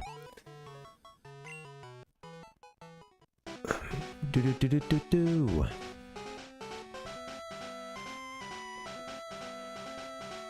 Yeah, a few more battles, and I'm gonna get that break in. That sounds good. Pop this fucker in, turn this son of a bitch on, and play some Superman. Graveler's looking kind of creepy there. He's got his... Did you see the animation at the beginning? Yikes. He's like, I want to get my hands on those antennae. Saw that PETA coming out the ball. Actually, I guess PETA wasn't even on the battlefield at that point. He just saw our trainer and was getting all creepy. Ugh. Yikes, man.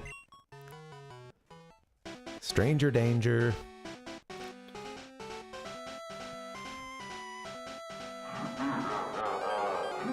That's that Graveler's laugh, you know.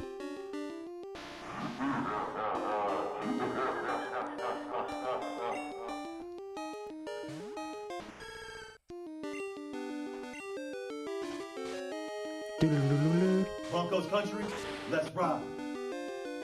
Oh man. Boo doo doo doo doo doo.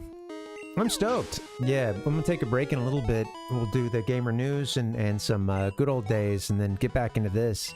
But I can probably stream, you know, I got a late start, so I'll go late too. Gotta balance it out, you know. Yeah, I'm looking forward to taking a break. Getting a little, I need some calories. Gotta hit the the other kind of bio break too, you know, gotta hit the bathroom. I'm excited about that. I don't know why I always struggle it out, you know, I'm like... I like gaming on the edge, you know, like some real white knuckle kind of stuff, just gripping the shit out of the controller, sweat pouring down your brow, you know, like you know, you play it for the experience, right? I guess I'm not much of a cozy games sort of guy, even though this game to many I think would feel pretty cozy. There's never anything. There's never like a time you gotta hit a button or something kills you. You know, you don't ever have to dodge something with the D-pad. Like, it's easy on you like that, but... Okay, I'm doing 2 more and then we're taking that break. Put RTY in because PETA's almost out of PP.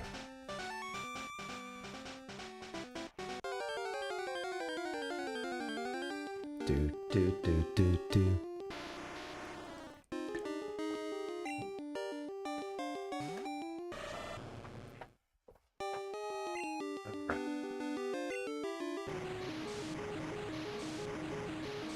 So happy after 3 weeks. I don't have to give my cat a pill twice a day, every day, like I've done for the last 3 weeks, because she got sick. She had a UTI, and yeah, as you can probably imagine, it's not very easy to wrangle a cat, and you know, you have a pill put down their throat, and I wish that Tigress would meet us halfway and maybe like eat something that, you know, like eat it in one of the little pill pocket things that you can wrap the pill around, and or you know, stick the pill inside and wrap the outside around it. It's like a little treat, just like a little kitty treat. Won't eat that stuff anymore. Tried to hide it in her food. She gets suspicious, you know. And yeah. Hey, what's up, Ichigo? Welcome. Savage, I never played Digimon. No, how about you? Did you play any Digimon? Hey, man, did you play the Digimon? Digital Monsters? Welcome, Ichigo. How'd the GoldenEye go, buddy?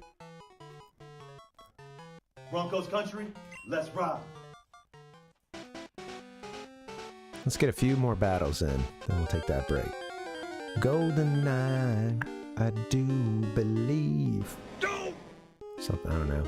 I remember more of a mood with that song than the lyrics.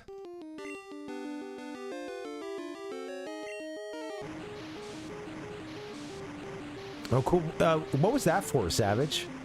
Digimon World 3? It's interesting how many games center around kind of monster raising concepts and stuff. And PS1, cool, nice. A lot of stuff too. Like I wasn't aware like the role that you know Dragon Quest had with kicking off of at least inspiring, you know, quite a bit of other like monster games, including Pokemon. But yeah, there's in a couple of those games, there's some like kind of, you know, monster recruiting stuff going on. Other games did it too. We mentioned like one of those spin-offs of Megami Tensei the other day, and I'm not that familiar with that series, but yeah. That's cool for the PS1. Savage, I would love to mix some PS1 in at some point. It's been so long since I played it. I don't have one currently, but yeah. Ichigo said GoldenEye's harder than I remember, but it was good. Yeah, it can be tough, man. What did you yeah, I don't remember like what difficulty level they start you on, but did you change that at all? It's known as Persona, or Persona is part of that Megami Tensei, Shin Megami Tensei. I covered one of the like spin-off games from the for the Super Famicom the other day.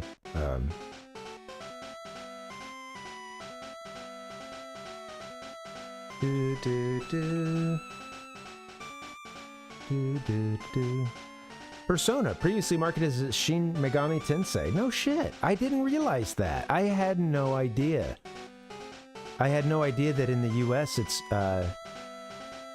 Persona.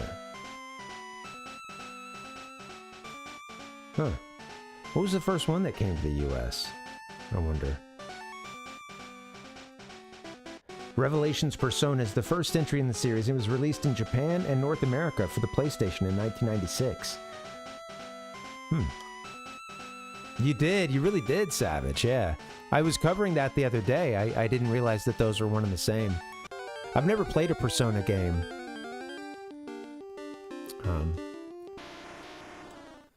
I'm a Persona non... gratis?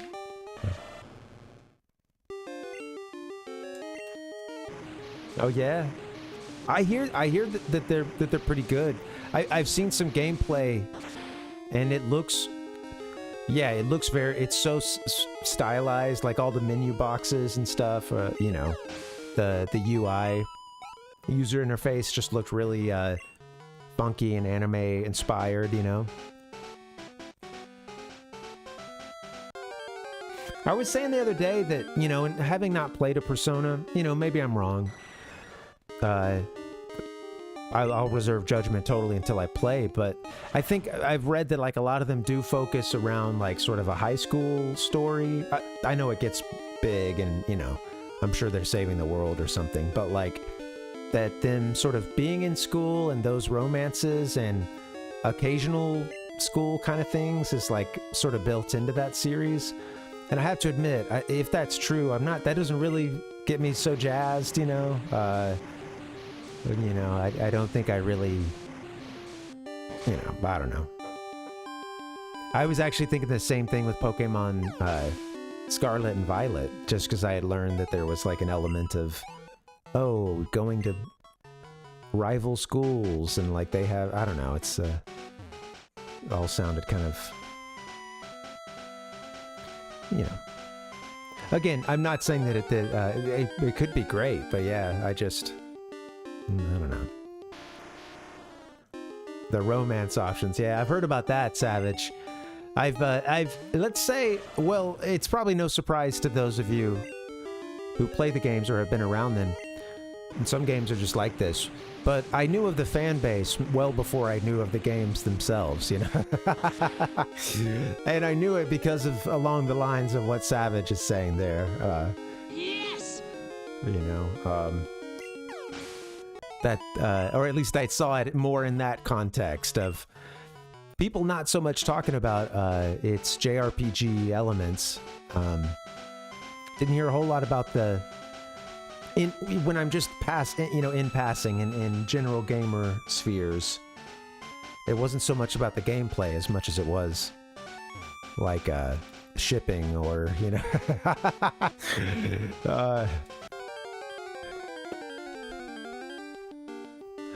Yeah. But all this is to say that fan bases, you know, a fan base is not a game, and I've absolutely loved a handful of games that have a fan base that is just not right, you know. It's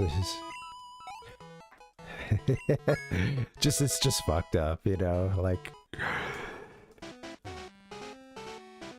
I mean, not naming names, but there's yeah, right. Yeah. And as a former teacher, I would like to never ever I don't know, I don't ever want to be put anywhere I honestly, maybe that's part of what it is, dude, I just don't want anything to do with schools, you know, like, I don't want anything to do with schools, you know, like, and it's, yeah. I don't want to play a game where I'm in school. You know, I don't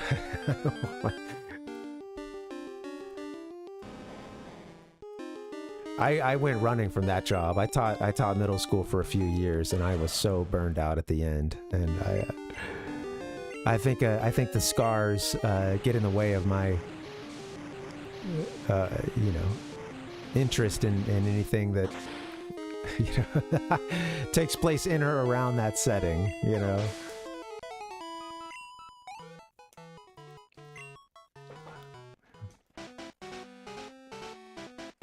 Who you bruhin, Nick? The info about the Persona fan base or me? Donkey. I'm too cool for school. What can I say, Savage? You know? Yeah. Don't want anything to do with it. Everybody kept telling me at the end. Right, I see, Nick. Yeah. Everybody kept telling me at the end of my stint as a teacher, like, oh, you know. It's that you're teaching middle school. You'd be a lot better as like if you taught high school, or even if you went and were a college professor. That's for you. Like I think something like that. And I was so burned out on all of it. And honestly, I realized like, whoa, I am like drowning in work as it is. And if I do what these folks are saying, which is to go to, like they were saying, like it'd be better as a high school and like an honors teacher or the higher level classes and stuff. Well, you don't often get that stuff when you're a young teacher. They're giving that to the more experienced folks. The younger teachers are kind of thrown into the like, okay, you're going to teach a remedial class, which is the kind of stuff I was doing. Some like regular like English classes for that grade, but a lot of courses for kids whose test scores for reading were, very poor, and like they're behind. Let's keep at this least Parvinator party going. Matter of a couple of reading levels. What's going on right now? Oh, thanks, Savage. Oh, I see. Thanks, man. Thanks for the sub. I didn't get the notification didn't pop up on my side here, so I didn't. Thanks, dude. But yeah, I like people were telling me that if I went and I taught the really high level English courses that'd be a lot better, fit for me. But I was already drowning in work just doing like kids worksheets, middle school English classes and stuff, and like then imagine, grading like 90 essays or something, or even more, just depending on how many classes you have, Like, no, dude, I'm getting out of here. Running away. It just wasn't for me, and I have a lot of respect for the teachers who stuck it out. Including some folks like a couple good buddies of mine who we had all the same classes in college together, got our degrees and teaching certificates together, and they've been in it for the long run, and I got out after 3 years. Yeah. Now you know how it can be, Savage. Like it can be extremely rewarding, and man, those moments that I had where like. Because, my issue was usually behavior, like I had trouble just keeping the kids in their seats. Like you have to have everything so hyper structured. That's more important often, sadly, than like the actual lesson you're going to deliver. But in a way, it kind of makes it there's a bit of truth in it, in that like, yeah, you can't teach a lesson if you don't have kids who are like, sitting in their seats and not getting up and running around and like, like you do have to have that classroom management in place to allow for the higher level learning to happen. That's very true. But sometimes that's all the teachers provide, or that school, or it's just that structure of, and there's no real learning taking place. There's no higher level learning, or It's time and place for all that, but it's, yeah.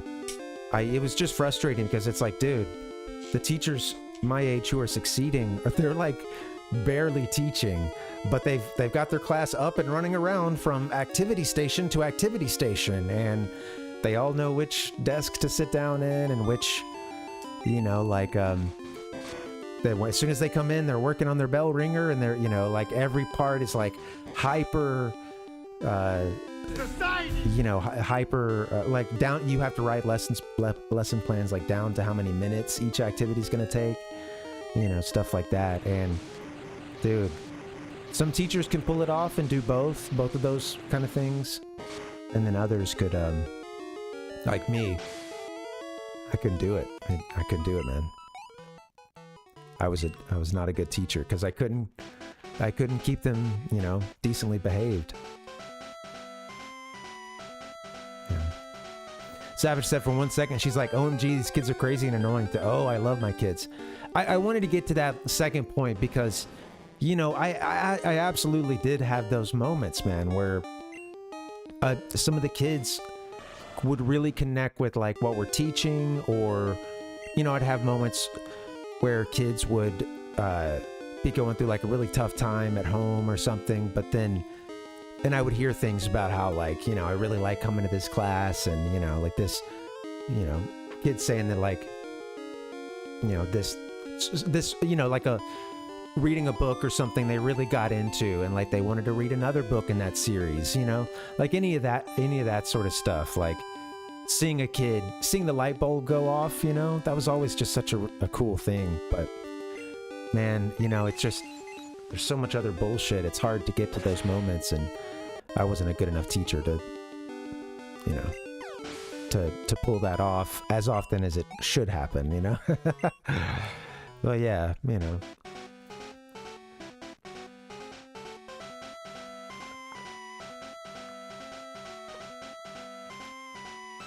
Freshmen and sophomores, yeah.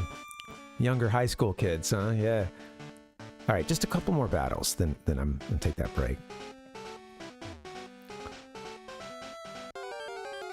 The difference of a couple of years at that age, the difference in their like behavior in the classroom or what have you can be really drastic too. You know, like 9th graders versus 11th graders. You know, like it's funny because they're just, you know, they're all just coming into their own as a person so quickly. It's all, you know, it was crazy. Just some of the kids that I had that I, you know, like,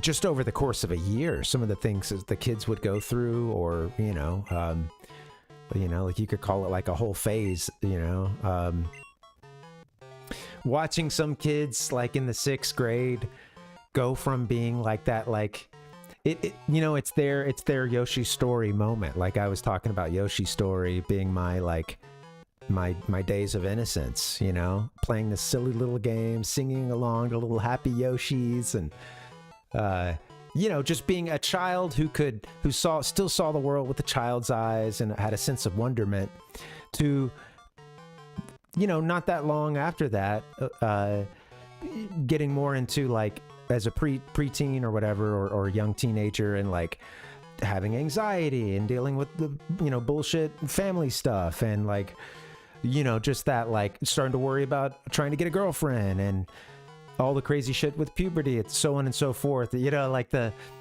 who knows, maybe that's you know, for some of those kids, that's their like their Yoshi Story moment over the course of their year in my remedial reading class. But yeah, I would see some kids go for, like I said, from just like kind of like who's trying to learn Confuse, Ray? Tooth. Okay, forget it. You don't need it, Tooth. Oh yeah, it just I meant to say yes on the second one. I don't know, man. Thank you guys for hanging. This is fun. Happy Wednesday. I gotta get that break soon. like I said, you know, like I respect the teachers who do it, man. And it's tough. And it's certainly not for everybody. I thought I knew what I was getting into because we have a lot of teachers in my family. And I grew up around it, you know, and... But it's funny because they had sort of warned me, like, they wanted me to pursue what I wanted to do, but hey, 1-800. I always say, you know, like I kind of afterwards, I started thinking like, yeah, they did try to warn me, you know, like they did, you know, I remember them saying like, it can still be really good, but that things have changed and that it's like, it's a lot more paperwork and a lot more, you know, it's just different, you know, and I think in the course of like from when I was a kid and I had a pretty rigorous school upbringing where, yeah, kids would get passed on to another grade sometimes, especially if there was the concern of them, you know, like aging out, you know, but there was more at this point. In order to fail a student, like, and this is a student who may come in and just do nothing, you know, and just sit around and do absolutely nothing and tell you they're not going to do anything. Will never turn in a single homework or assignment in class, whatever, you know. You have to like show all the different steps you went through with that student, to all the accommodations and all the interventions that you did. You have to document it, the days, what you did, you know, all the times they came in and, you know, blah, blah, blah, blah, like, and you have to do all this stuff and it's like, dude, you know, I'm already drowning in so much work. I'm going to like keep notes on, you know, I don't know. It's just tough, man. And since I was in some classes that, you know, had they were pretty big classes, it'd only take one or two kids to really just throw a monkey wrench in the whole lesson, you know, the whole class could just, I mean, with a rookie like me, you know, it didn't take much to throw the lesson plan out the window, basically, with some bullshit, you know. And a lot of that is on me, but you know, what can you do? It wasn't for me. Yeah, you got it, 1-800. Yeah, it is that for a lot of kids, man. It is important. Like, man, I want to go in just a bit, but like, I had a relatively privileged upbringing compared to a lot of the students that I taught. At least I taught in 3 schools across those 3 years, but yeah, you know, hearing some of these, like, the stuff that I was worried, we had our issues. I had my problems as a kid. I dealt with depression and anxiety, especially as I got to be a little bit older, but some of these kids, man, and you know, the like totally unstable situations that they're in, you just really feel for them. And it's like, okay, yeah, you know what? I get why he's kind of clowning around or like acting up, you know, just acting up during, I'm up here trying to teach poetry right now. And this kid, like, he doesn't know where he's going to stay tonight. You know, he didn't get to school in time, so he missed breakfast and he's hungry. You know, like there is shit like that. That's like, where kids just are facing these crazy odds and school is about the only support that they have, you know, and, you know, and it ain't just the bad kids that have to deal with that stuff, you know, the like badly behaved ones, you know, it's absolutely, it's everybody, you know, so, yeah, you never know, man. Yeah, no wonder you're not paying attention to Mr. Parvin's poetry lesson, you know? You know, like, your basic needs are not being met, you know? You know. Yeah, thank you, 1-800, yeah. Shout out to the teachers, man. You guys are awesome.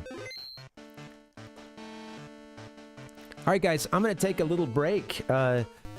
Don't touch that dial, though. Don't click that X. Don't close the window, because when we get back, we're going to get into our gamer lifestyle segments, something we like to do around here, sort of podcast style. Then we get back into the Pokemon after that. But we're going to be talking some game birthdays and anniversaries, one of which is Pokemon Gen 5. We're going to talk about Pokemon White and Black today. That's kind of the star of the anniversaries. We got 5 games. Wait, over here. 5 games having their anniversary today. Well, 2 of them were yesterday. We'll get into that. And then we're going to get into some gamer news.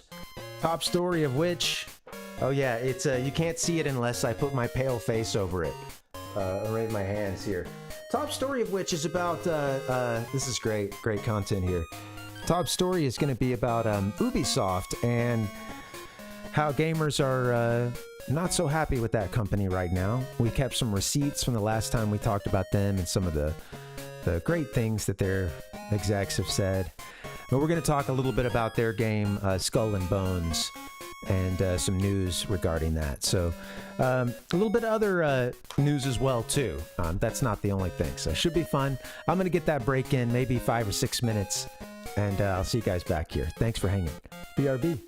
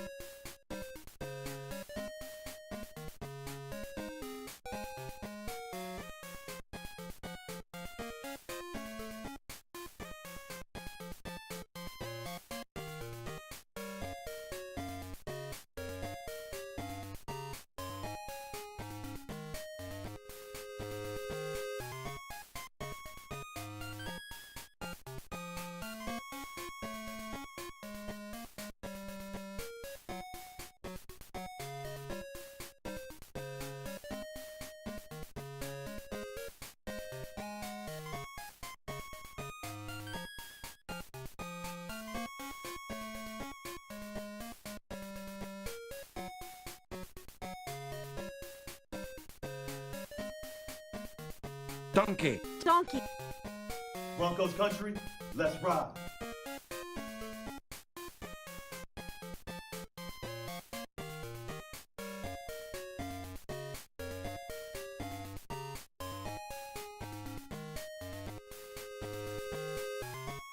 Hey, Parvination, what is going on? Why, you're getting nervous, Good to see man. you guys. Happy Wednesday. Thanks for giving me a break. Hope you guys took a break too.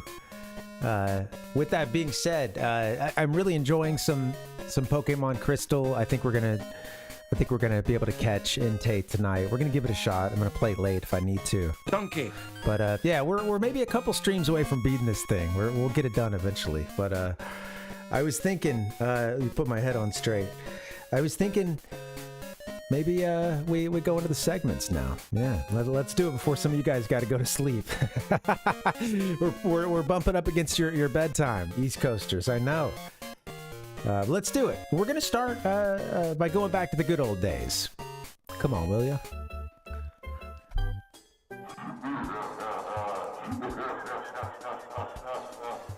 All right, guys, we got 5 titles to talk about today on the good old days. You're gonna love it. We're gonna start with one that's come up a couple times recently. This is 39 years old. As of yesterday. Yesterday when I was trying to prep for the show, I started pulling the first 2 titles off of yesterday's date, not realizing that I wasn't going to be streaming that day, and you know, I didn't need to do that. So, yeah, happy birthday to these yesterday, right? Belated birthday to Twinbee, turning 39 years old yesterday. This is an arcade game by Konami. Came out in 1985 in Japan. Peep the old Konami logo in the top left. I love that. I was thinking that I don't know. I of course I'm a little more used to their later logo, but yeah, it's such an old school, like, I don't know. It really has that Japanese mid 80s feel to it. I love it. But yeah, Twinbee. Twinbee came out also for the Famicom, and that was in 1986. And then later for the Famicom Disk System. That took even a couple more years to 1988. But yeah, there's the Famicom art that you're looking at. So really cute art style to it, right? Yeah, this was the debut of a Sega arcade processor called the Bubble System. Konami's Bubble System. Yeah, this was, I believe, the first release that actually used it. And love the name, love the graphic. Come on. Are those bubbles? It also kind of looks like a glass orb. I'm going to get, I'm not sure. It's awesome. It's surreal. It's about as 1985 as you can get. And I love it. I don't know what to tell you, bitch. I love it. This was known as a Q-'em up. One of a couple games that sort of would kind of define that genre. The early examples of it. The Q-'em up. Nice pun there, right? Yeah, Twinbee being one of them, and Fantasy Zone by Sega being the other. Fantasy Zone came up. I've actually used this graphic before because I think we're doing like a Twinbee spin-off birthday celebration, and I was talking about how these 2 franchises get mixed up for me, and turns out they that is not a novel revelation. People have given it its own subgenre of the Q-'em up. Yeah, you can also catch the one on the right. You can like catch the little winged thing. You can catch that out of the UFO catcher in Yakuza 0. So I recently that's freshly on my mind. But yeah, let's pause the music and maybe we'll get into a bit of the arcade for you. Warm up screen. I'm going to skip ahead just a bit.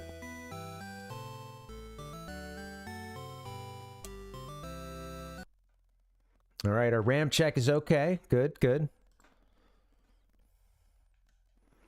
I like Christmas in 4th place. So check it out. This was a 2-player game. you know, I'm not trying to not go to the notes if I can, at least for a little bit. But yeah, it's a 2-player game. You play as Twinbee, the blue and yellow one, and their compatriot Winbee. Twinbee and Winbee, they're taking on all comers that are flying at them. It had a really cute storyline, something about there's all kinds of sugar and cinnamon as characters and or places. I got a little lost in the sauce with it, but let's skip ahead to some actual gameplay. So as you play around, I guess we're just doing a 1-player game here, but I believe a single shot to the hull is an instant kill for Twinbee or Winbee. Unfortunately, they will die with a direct hit. But they do have wings that, you know, provide an extra cushion of 2 hits. Those wings can get blown off. Once Twinbee or Winbee have had their wings blown off, then there's an ambulance that we have to get to, and it's kind of a get them to the chopper situation. If you get to the ambulance, it will put your wings back on, but that's your only trip to the ambulance, I think, for that level. So you can't do it again. That's all you get. But yeah, these bells are power-ups. If you keep shooting them, they see that yellow one turn to a blue one eventually. Took a lot of hits, didn't it? If you keep shooting them, they will eventually turn into even better power-ups. So yeah. Yeah, Mappy, classic Savage. Yeah, I love it. I got a shot of a Mappy cabinet recently. I found one and was stoked on it. That's great. I don't know what to tell you, bitch. Well, I don't know what... You don't have to repeat that. Come on, I wasn't even trying to do that one in the first place. More like a hell yeah or something, you know? Give me a hell yeah! There we go. Yeah, it looks pretty fun, right? Yeah, queued them up, eh? But yeah, hopefully the music isn't too loud either. I had my headphones turned down pretty low, so I hope I'm not just, you know, blowing it up for you guys. But all right, that's enough. Thank you, Twinbee. We want to wish Twinbee, the original Twinbee, and they would go on to make a lot of these, folks. A whole bunch of them. We'd like to wish the original, the OG Twinbee, a happy 39th birthday, coming out all the way in 1985, a long time ago. So thank you for that. Next up is one that I'd never heard of before, and I don't get the sense that it was the biggest title in Japan, but it was a Japanese exclusive called Ikinari Musician.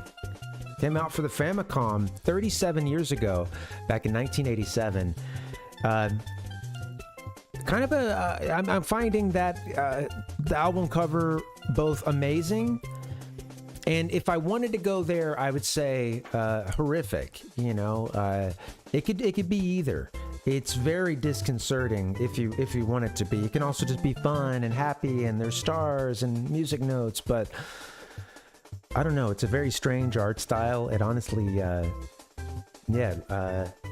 looks like the cover of the Grateful Dead's Europe 72. Yeah, with a, I don't know, it's just got that same, like, kind of a similar style as that artist. But, yeah. Savage, maybe we've got a crossover. Who knows? But yeah, Ikinari turned 37 today. Ikinari Musician did. Here's the Famicom cart for you. I got a translation for this that came across as family synthesize spontaneous musician, and I was able to read, you know, family synth, and I guess, you know, synth, you know, wasn't familiar with that shortening of it, but they have a lot of cool ones like that. Spontaneous musician. So yeah, that's a great translation, and later I'll get into some comments from a Japanese YouTube post or a video of this. I think you guys will appreciate what they had to say about this game. But let's see. I got a video for you. Give me 1 second. Thank you, Mario. Let's pause you and let's get to the video.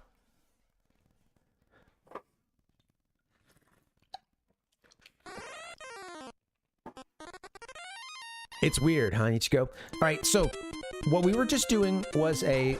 Let me pause. Sorry, this is intense stuff here. Okay, when we first started, when we first got into the game, what they were able to do on this keyboard here, this is the one kind of on the right. It's going to keep shifting between the right and left. This keyboard was able to be used as sort of a free play. And they did a bit of a... they did a little jazzy free play on it, and then they switched over to the right, which allows you to pick a, if you caught it, it takes you to a world map and allows you to pick basically a very short loop that's going to be the base of whatever song you're going to riff off of on when you switch back over to that right side. You get it? So let's try it again real quick. Let's jump in. Let's hear a masterpiece.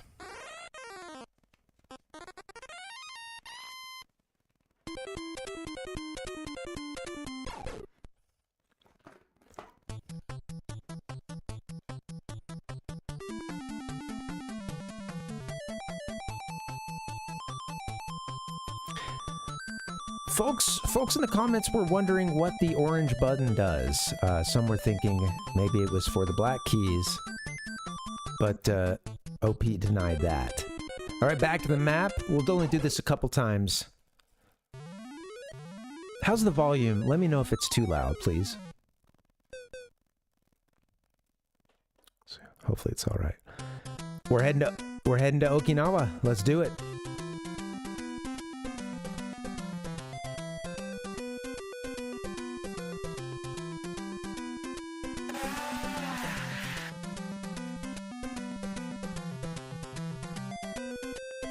Give me a hell yeah! It's funky, huh? What a hot beat. And that's all we get. Let's go. That's all we get, unfortunately. I mean, shit, I could cue that thing up again. We could watch that all day, you know? But yeah, kind of interesting, right? People, it's funny because the YouTube comments seem to be overwhelmingly negative. Let me show you what I was seeing. This was from the let's see, they still have the credit up here. No, or was that from something earlier, huh? 1 second. All right. Yeah, so I love this, right? So this is taken from the YouTube here. At that time, the Famicom was a cash cow, so games like this were released. Someone said maybe the black keys are operated with 2 controllers. At that time, there were, and then OP would deny that that as a reality. At that time, there was probably so many requests for a refund, says another. And then games with sudden names in the title have high rate of crap. And the name of the YouTube video was really funny. A sudden musician, beware of shitty games was the translation I was getting. So I'm wondering if we're on 191 of these. I got to look into this and see, like, was it just like a quick review? Do they just cover the shitty games? You know, but seeing crap, seeing in the title here, "Sudden Musician Beware of Shitty Games," and someone saying that with "sudden" in the title, you get a lot of crap games. I thought that was interesting because we had so many bad titles that came here to the U.S. You'd go to a friend's house and they might have something that was just bizarre. It might not even be an official game. And yeah, I don't know. This just cracked me up. We maybe give it a shot. I don't know. Nick, you should look into this and see if you can figure something out. Being the musician that you are, man. This channel is going to challenge you to look into Ikinari Musician on your own time, you know. Yeah. All right. And if you never answer that challenge, that's okay. But yeah. Guys, we're going to wish Ikinari Musician a happy birthday to it. People have been mean to it, so we're going to wish this thing a happy birthday. It, too, had its birthday yesterday. But yeah, happy belated birthday to Ikinari Musician. Next up, that same year, 1987, 37 years ago, Mickey Mouse Adventures in Wonderland came out. Got the Famicom box up on the screen for you. You might know this game as Mickey Mousecapade for the NES. I did have this game as a kid, and I remember it being fairly fun. It's janky. It's got its own jank to it. It's you'll see in a bit, but in looking into this a little bit more, it was funny because so many of the hits that I was seeing were about, I guess the Game Grumps had done a pretty popular, you know, as they do, episode or what have you on this. So I was seeing a lot of that popping up, which I thought, you know, maybe they've helped to put this game back in the public conscience, which is awesome. But yeah, you want to see the video for it? I'll put it up here. Now we're gonna play. There we go.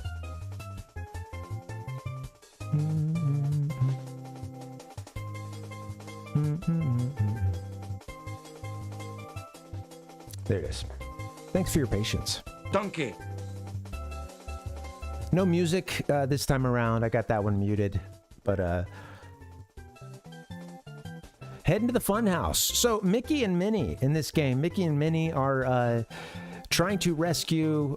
Well, in the U.S. version, it just calls her their friend, quote friend. I mean, I don't think it wrote like quote friend in the Minnie and Mickey are trying to find their friend. No, that's just me quoting the game. It only refers to her as a friend. At the end of in the credits, you do see you do see you know, Alice at the end, even in the NES version, but it's apparently more explicit in the, well, obviously the Famicom had her picture on it. It has Adventures in Wonderland. Did it have her? Yeah, so she's sitting, yeah. Someone's there. And yeah, apparently she was more present in the Japanese version and in the instruction booklets and stuff. Some stuff has changed. Some of the enemies are changed between the two versions. But yeah, Mickey and Minnie go off on this quest, going through several levels. Remember this one, there's a pirate ship level as well. Funhouse. This is the Funhouse one. But yeah, it's like I said, it's kind of a jank game. You shoot these little stars, and unfortunately, if Minnie takes damage, I think Mickey does too. I think they're in it together, and it involves finding keys and using those to get to further spots in the level. A mix of platforming and shooting, kind of. But he's just shooting stars, folks. You know, it's not a. I guess that this is its own kind of cute 'em up, considering that it has Mickey and Minnie in it. Donkey. But yeah, that's my cute 'em up. That's my favorite new genre name. Gonna abuse it. Well, there's only one shitty game left. No, there's still several. But yeah, this is I don't know if anybody have played Mickey Mousecapades, but yeah, it's pretty fun. It's worth checking out. I think for a game that is, again, heavy on the jank, I think it's pretty fun. And it's not the longest game either. Yeah, kind of a strange one. Very strange game, honestly. And the music is good, but very repetitive and will drive you insane. Even as a kid, I think there was a darkness inherent in that music as it just continued to repeat over and over again. And yeah, what can you do? We'd like to wish a happy birthday to Mickey Mouse Adventures in Wonderland. The Japanese version for the Famicom came out today, 37 years ago, back in 1987. Happy anniversary, happy birthday. All right, Mega Man fans are going to be... actually, I was going to say you're going to be happy, but I don't know. I think there's a kind of a mixed reputation for this game. You tell me. We're going to be talking about Rockman.exe Transmission. This was the Japanese title of a game that came out there 21 years ago, back in 2003. You may know it as Mega Man Network Transmission. I remember this game coming out. I think it was covered on X-Play, and I remember really liking it, thinking it looked cool. And I remember some of this one sequence that I'm going to get to a little bit later. I remembered some of the video for it, but yeah. Mega Man NT Network Transmission. This game was like a mix of the classic Mega Man platforming with some RPG elements that I think were a bit hit or miss for some folks. It is a part of the greater Battle Network series. This was the first game for the Game Boy Advance, and that one always looked cool to me as well. I wish I would have gotten around to these games, but maybe we can, because that wouldn't be that hard to pull off on the Retron. Uh-oh. Ichigo's giving it the L in the chat. Not a fan, huh? To my understanding, a new virus threatens the world. You know, it's not good. Stuff's already kicking off shortly after the events of the earlier parts of the series. This was, I believe, from an early sequence. I'm not sure. And I actually, this is what I want to say X-Play covered, because I remember this animation seems so familiar to me. But yeah, I want to get around to these at some point, Ichigo. This game looks pretty smooth too. It looks like it runs well. I'll throw up. This was the trailer for it, and there we go.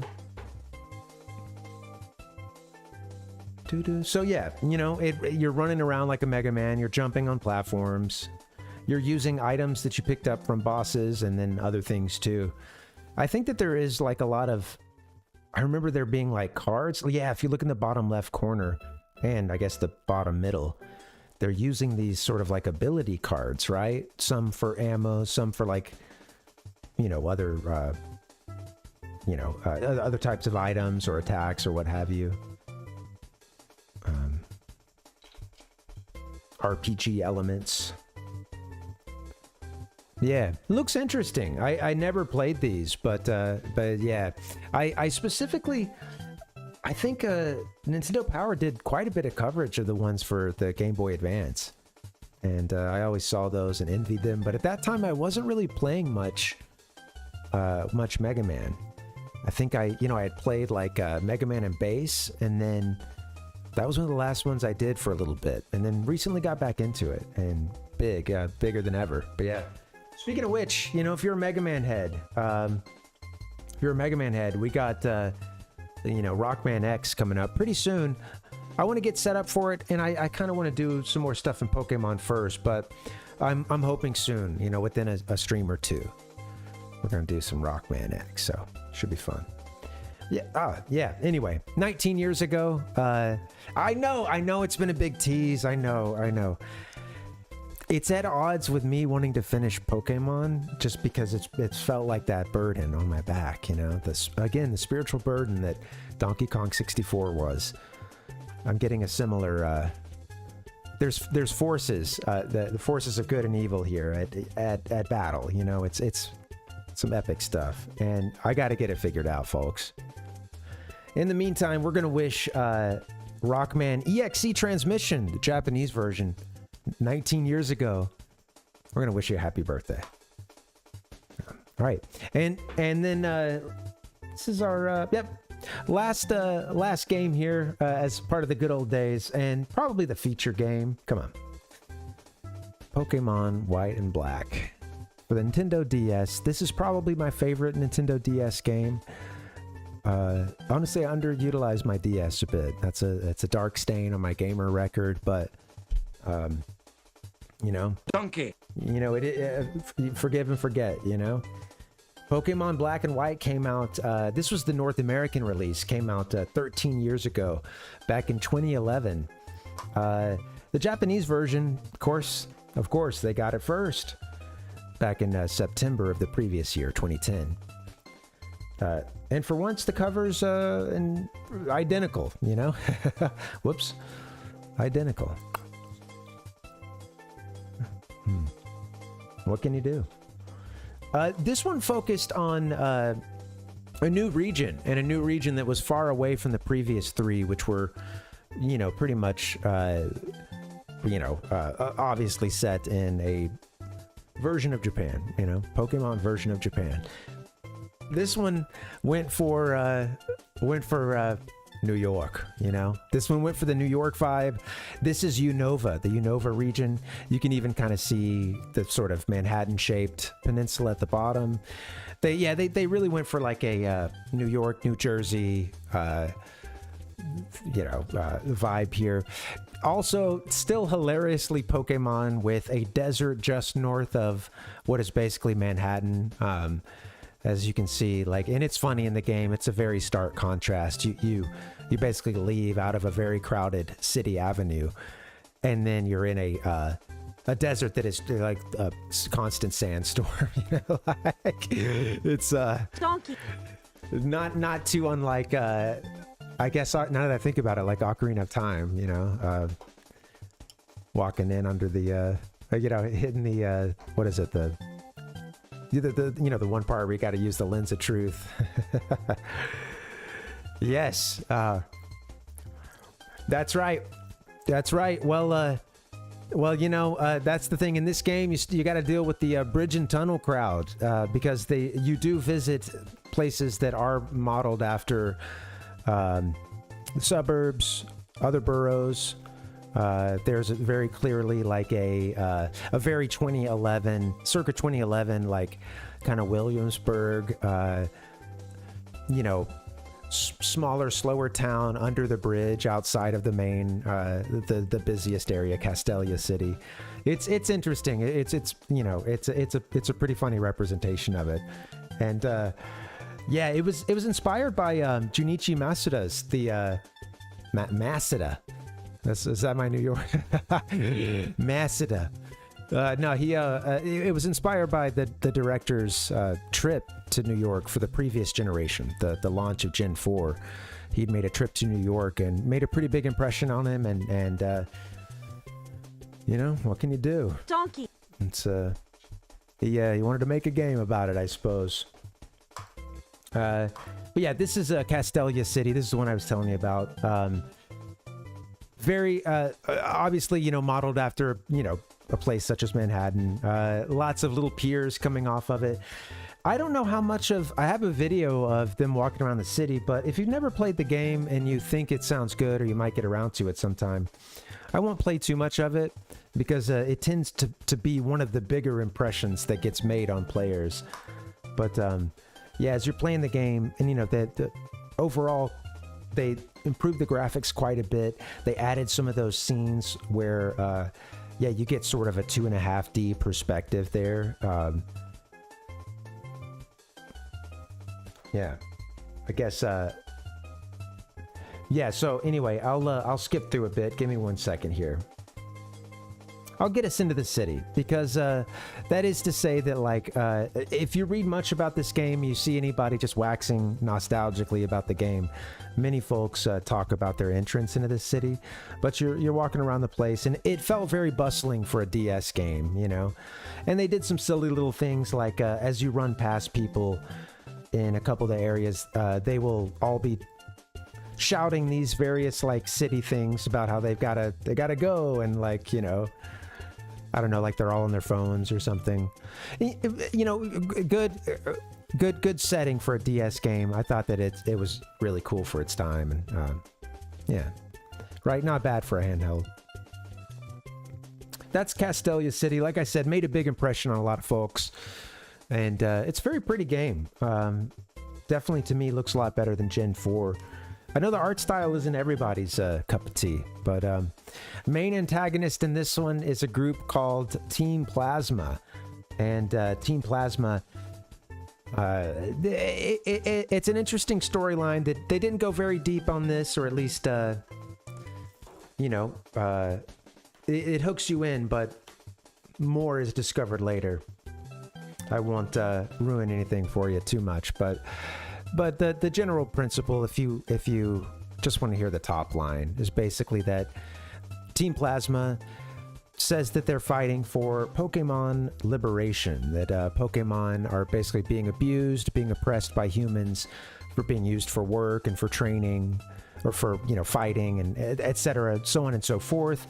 Ostensibly, their goal is to liberate Pokemon from the oppression of the humans, and there's a guy that's in charge of this group by the name of N, And it's a really fun antagonist. I liked it. I thought it was pretty good for Pokemon. And like I said, that storyline, it's interesting. It's funny that Pokemon did cover that at one point.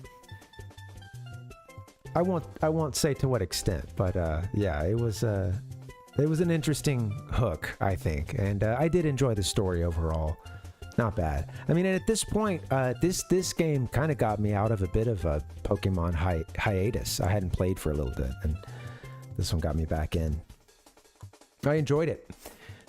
One of the big aspects of this game was that they chose to launch the game where, at least for a long time, you've got 150 new Pokemon, and those are the only ones you can use.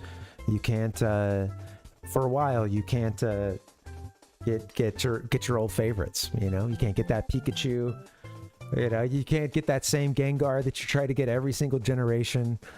I know I've done that, like just use some of the same Pokemon over and over and over again. Why, you're getting nervous, man. And I actually kind of liked that they did this, that they introduced a new 150. And, you know, with that being said, there's a lot of Pokemon that are basically, you know, copy paste from previous gens, you know, the archetypes of a bird Pokemon. You know, there's a lot of like almost like one-to-one replications between Pokemon, but getting in and not always knowing what you know, like what typing every Pokemon was or what they were capable of, that still, I think, was a nice and welcome challenge at that point in the series. But yeah, I thought I didn't mind it. I liked a lot of the designs, you know, even realizing that I think yeah, there's a lot of copies of previous Pokemon, but you know, I guess they're on a new continent, you know, maybe it makes sense. They'd have a bird that looks similar, but a different pattern. Let's get the lore explanation. But yeah, anyway, I really like this game. I do think, you know, it's got a pretty good reputation, especially at this point. I think people also are very anxious about Nintendo doing a remaster of this game, or a remake or remaster of it, either one. And I think fans are kind of divided on whether or not they want Nintendo to even try. It sounds kind of risky in some ways. But I think that was also really rumored, wasn't it? And it didn't... correct me if I'm wrong, because I'm a bit of a Poke casual these days. But it was kind of heavily rumored that they were going to talk about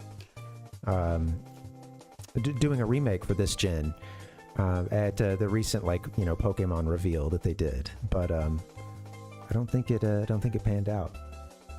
But anyway, we're gonna wish a happy birthday to Pokemon Black and White, coming out in North America 13 years ago, back in 2011. So yeah, we salute you.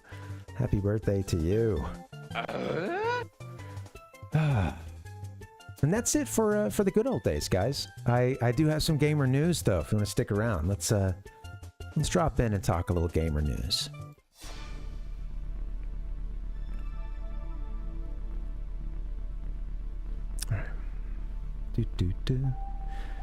All right. You got the headline. Sorry, everything was out of order for a second. We're good. We're good to go. You got the headline. Skull and Bones' price has been slashed by $25 after less than 3 weeks. Now, all right, Skull and Bones. We're going to talk about this one. We're going to talk about Ubisoft. We're going to get into it. But Skull and Bones... right off the bat, I see that headline. I've even forgotten that there was a game called Skull and Bones. Okay, I'm only seeing the top line there, the headline. And of course, it's not the Skull and Bones that would maybe make for an even more interesting game. It's not the one about the secretive institution at Yale. It's been around since, let's see, checks notes. Oh, no. Well, known as the Order 322, or the happiest name, the Brotherhood of Death. Also several U.S. presidents, dignitaries, luminaries, power peeps. No, it's not about that, Skull and Bones. Sadly. Instead, it's a pirate game. It's Ubi's second $70 title. This was a big deal when that was announced. This one has been in development since 2013. Only came out about 3 weeks ago. And yeah, it was exactly, Savage. You got it, man. Spoiler alert. Yeah, I think so too, Aiton. I think that would have been a more interesting draw. You know, they missed an opportunity there to go with. I mean, wouldn't that be right up the old Assassin's Creed or I don't know? Come on. But they don't console me about this kind of stuff, unfortunately. Well, this game has been discounted recently. Got a nice $25 price slash, so you can now pick the thing up for $55 should you so choose to. But yeah, it's out. I wanted to mention, you know, it's interesting that this game had that reputation of being their second $70 game, and I think part of that is that Ubisoft just. They're great for a terrible quote, you know? When you really just want a quote that just kind of grinds a gamer's gears, man, Ubisoft just delivers. And they had one such quote. This was from, let's see, Guillermo. My French is weak, but yeah, I think a lot of the names that I see with Ubisoft, yeah, it's difficult to pronounce. You'll see that Skull and Bones is a fully fledged game, he said. It's a very big game, and we feel that people will really see how vast and complete that game is. It's a really full, quadruple A game that will deliver in the long run. And yes, that live service games do tend to deliver in the long run for the company doing that, because they're going to just keep you on the hook for microtransaction after microtransaction. Come on in, get your daily experience, get your daily EXP, hit your daily goals. Hey, it's a multiplier this weekend. Come on in. It's going to deliver in the long run, though, guys. This quadruple A game. They are words. They choose the best words at Ubisoft. If any of this seems familiar, though, like I said, we got the receipts. We keep them around here. And it wasn't that long ago we were talking about how Ubisoft had put out a quote. I have it here, but the at the end was the money shot here. Let's see, they were talking about, you know, being able to save through the cloud and not owning your own games. You know, you don't lose what you've built in the game or your engagement with the game, so it's about feeling comfortable with not owning your game. That was after a previous lengthy section about physical media and how people have been trained off of DVDs, etc. And the games, we got to do that too. Now, we talked about this before, right? I went into a rage mode about it. You might remember that. Yeah, was this the quote here? Yeah, right. Just saw it, right? Ubisoft wants you to be comfortable not owning your games. Well, here's the thing, man. Kind of ironic that not that long ago this was our headline, and now we're talking about a price cut. You know, so we went from talking about parting owners from their physical collections, basically. You know, we went from that to cutting prices. You know, hey, you can get those games for even cheaper now. So, you know, I just gotta say, man. I don't know what to tell you, bitch. Man, how the tables turn, huh? Jeez. $25 off, guys. Get your game. Get down there and get down to GameStop and buy. You know what? Don't do that. Instead of doing that, why don't you pick up a much better pirate-themed game? I got one for you. 1 second. Nope. Don't do that. I got a better one for you. All right. Sid Meier's Pirates. Look, you probably got about 16 hours on this at this point. All right, Sid Meier's Pirates. I make no commission off of this. If you want a good pirate game, here's one from 2004 that is now 75% off. You can get it for $2.49 USD. I haven't played it myself, but I hear it's good. And at that price, you can't afford not to buy it. You know, come on. All right. I hear it's good. I hear it's good. And I hear that the one from 1987 was good too. Pirates by Sid Meier. Sid Meier's Pirates, even. All right, we'll go to the next one. This story's a little on the lighter side. I will say this is an extremely light Final Fantasy VII remake. The new the new name escapes me right now. FF7R2 Rebirth. Thank you. R something. Extremely slight spoiler in just that I'm going to show the image of a kind of recurring character throughout the series. That's it. No spoilers about storyline or anything like that. Just a picture of this generation's version of a character that a type of character that is all throughout the series. So anyway, with that being said, let's do it. I'm sensitive about spoilers around here for this game, mostly because I don't want it spoiled. Okay? Fans are deeming Final Fantasy VII Rebirth's Moogle a freaky little guy. I want you to take a look at this thing. Honestly, this is 18 plus here. The whole stream should be anyway, but this part for sure. Here's our Moogle in Rebirth, and the internet is lighting up about this. I could have grabbed a bunch of screenshots from social media of a bunch of folks that, yeah, you know, and all the hot takes. And trust me, folks, there's a lot of hot takes. But overall, I gotta say, people are not really happy with this Moogle. The Moogle's a recurring character in the Final Fantasy games. You see them. Well, you're just used to them at this point. I like their usage in 9 of helping you save. I thought that was pretty... that was a good move. I like the lore implications. But yeah, this is a bit freaky. It is a little disconcerting. It's kind of a style change for the Moogle, if you're familiar with what they look like. And to me, it's giving a little Five Nights at Freddy's, honestly. Let's see, disconcerting, a bit of a mascot thing. Then again, Five Nights at Freddy's, I don't know, that looks dumb as shit. So even dumber than the Moogle. But at the very least, we got Pillsbury Doughboy, right? Come on, Dead Ringer.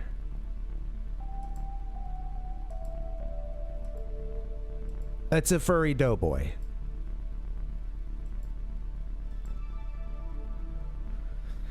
And Ichigo, that's you know, that's the issue, right? How do you design a Moogle? How do you keep taking these things up through the generations as the graphics just get better and better?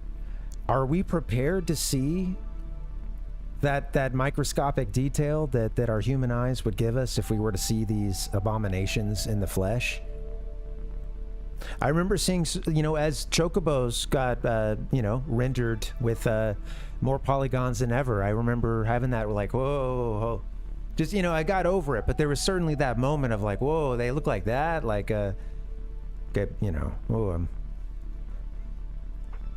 you know, it's a harsh thing going from Final Fantasy 6 to 7, right? That's a kind of an assault on the senses. Make them hand drawn. Yeah. I like that. Yeah. Come on. We got good ideas here in the chat. Why can't Square Enix put these in place? I don't know. It's not the worst thing in the world, but look at this thing, man. I don't know. That could scare somebody. And I don't want to scare anyone off of this series or this remake. So, anyway, thank you for letting me cover that. It's, yeah, you can thank you as well. That's it for Gamer News, guys. That's it. That's our last story. If you're down, I'm gonna I'm gonna take just a slight break, very short one, quick bio break, bathroom and back, and then we're gonna get into some Pokemon Crystal. So, sounds good. Yeah. It's the textures. It's the up close quality. I'm with you, Ayaton. Yeah. It's something ain't right about that, y'all. All right, guys. Quick break. I'll BRB. See you soon.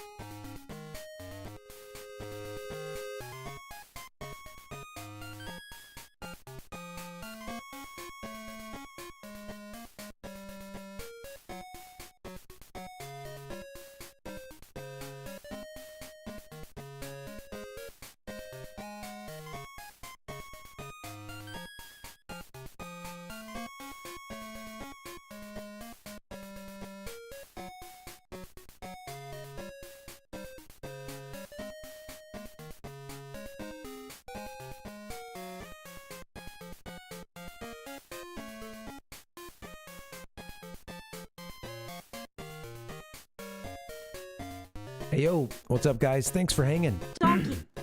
Let's drop back into some Pokemon. Let's do it.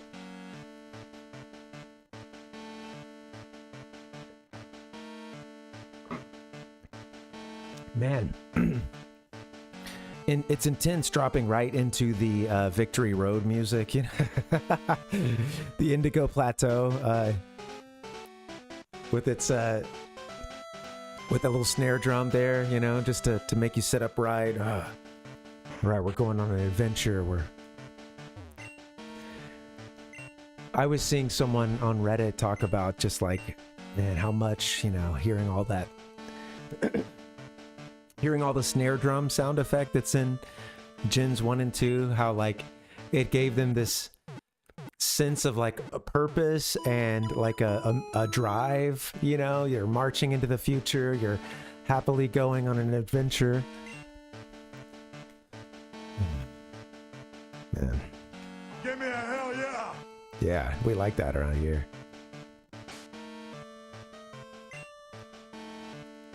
The devil's in the details, it's true. And Ayaton, I like your comment about the koala with bat wings and the white bird. That's all we need. That's all we're asking for.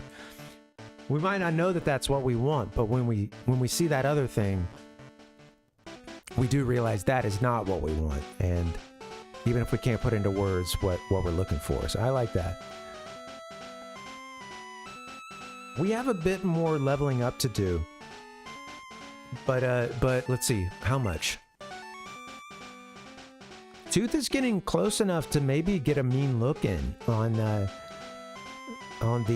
legendary. They're at level 31. I say I'll probably just get them up to 35 before I try. I mean,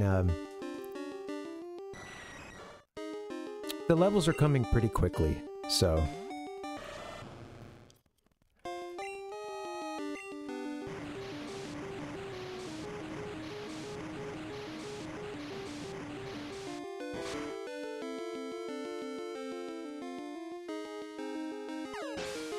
I want to run an idea. I want to run an idea past some of the Parvination folks, you know, the ones who've been around for a bit, and even if you're newish, you know, but you've been hanging for a bit. You know, trying to think of like new segments, you know, not just news and game birthdays and stuff. And I was considering a Parvination hotline. I just don't know who would use it, and I don't think I have the necessarily like enough eyes on this stream right now for that to work. other than the fact that, like, I think that could up the I feel like I would want to look into, like, if I saw that, you know, listed in a title and also, you know, the game and whatever else. But oh yeah, we had to book it through. I think I didn't have like room in my pockets for some of those items. But yeah, I don't know. I wanted to see what I could do to get an interview. I'm trying to think of some. I mean, I have a lot of segment ideas that I've thought of, but yeah, I don't know. I want something. I think like in every now and then having like a hotline, like with a question or something. Get a, you know, survey the gamers of the world and of Twitch and YouTube.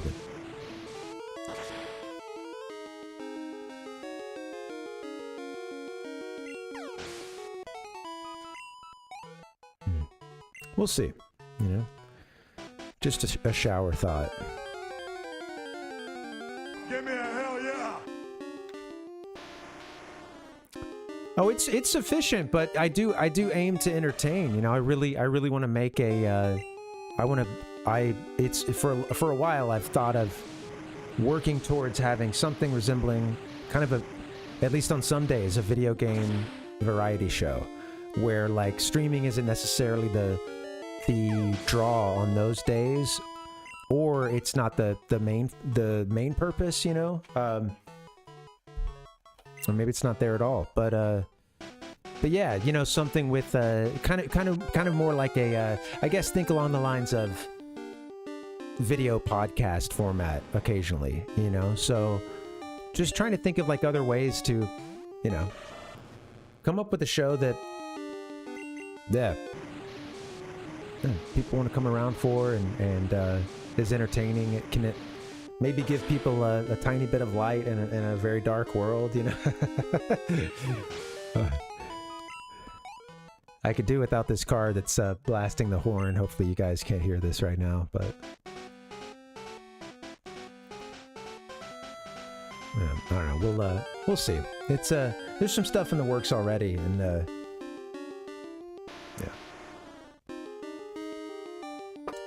I like the days. I like the just pure stream too. You know, that is still fun to me, just hanging out, playing a game and stuff. But yeah,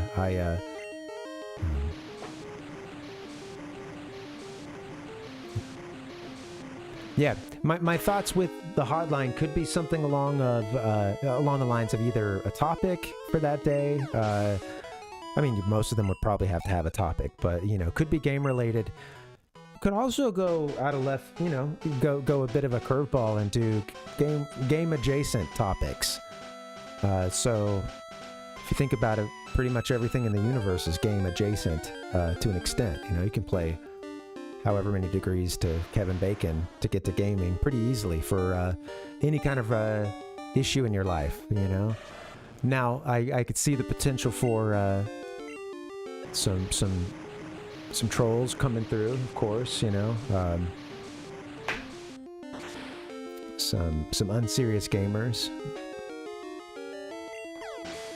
Love them all still, but yeah, I don't know.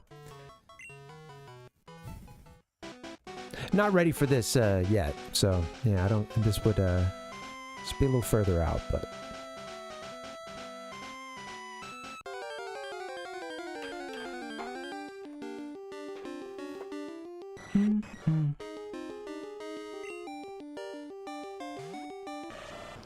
The levels are coming fewer and further between, but we're getting there. Again, the goal is to take Ghastly, who has our experience share, get them raised up to something closer to level 39 or 40, so that we can get Entei. We're going to use Mean Look, probably Hypnosis, toss a bunch of balls at it.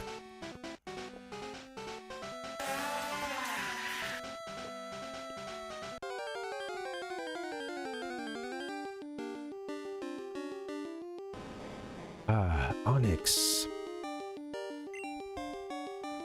I remember thinking Onyx was just totally badass the first time through Gen 1. And that's also because that was Baby's first JRPG for me. And yeah, I absolutely had some learning to do. Onyx was a teaching tool. Yeah. That's true. You know, I didn't even think about that. Thank you. I forget about the battle options.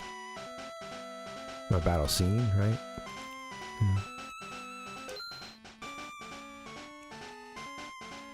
Yeah. Thank you for that reminder. I forgot about that.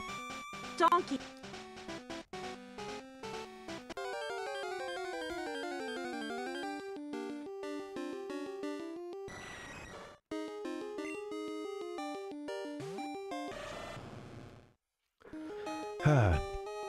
We're gonna keep going, I think, till at least about the top of the hour, because yeah, I got off to a late start, so gonna balance it out and finish late.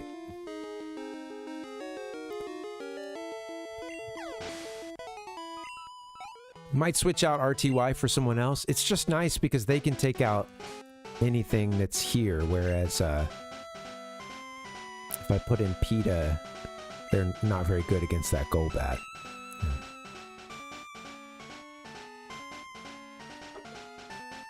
Yes, exactly. Yeah, absolutely. You know, and I had realized that later, but I did recently see a great video on that topic of the basic premise was like, hey, you know, if you haven't considered the Onyx as a teaching tool, you may have only heard of his reputation as a terrible. Yeah, it was by a person that says that they're a game designer or studying game design, I think, or both. Yeah, that was cool. I should find Golden Owl, I think, is the name of the YouTuber. There's been some cool stuff that's come across my feed from them. I've seen a few of their videos. Let me get you guys the link.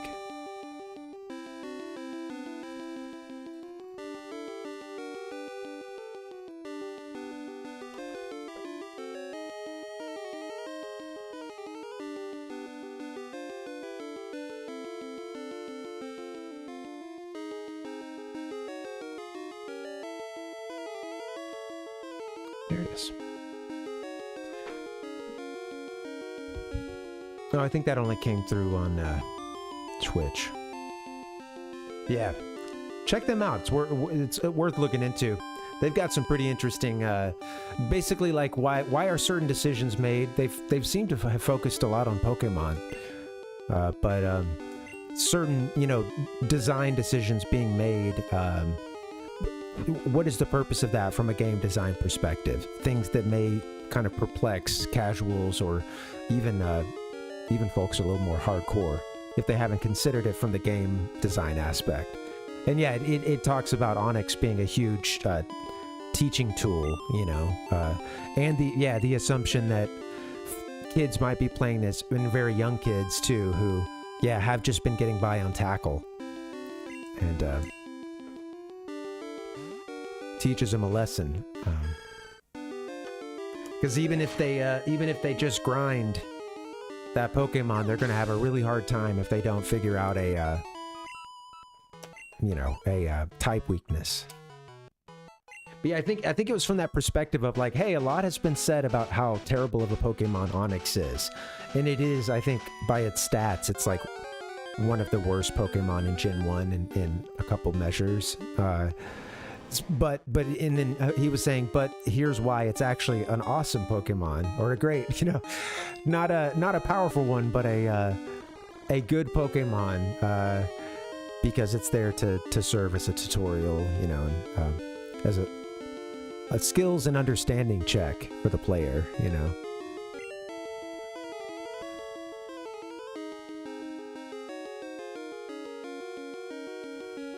Fighting's good against rock, isn't it? I feel like it is.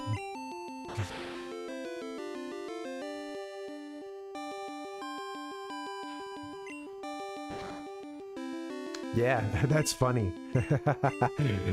Yeah. Yeah, it's a... I do the same thing with a little bit of just learning by osmosis, sometimes by having something on, especially if I work out or something, and I often can't have it as the focus. I can't look at the screen often, and I've had that before where I've watched this, you know. And I think if I turn off like you know, where it automatically goes to the next video, it just gets even more intense, you know. It's the Clockwork Orange, you know. All day long, just absorbing all this material.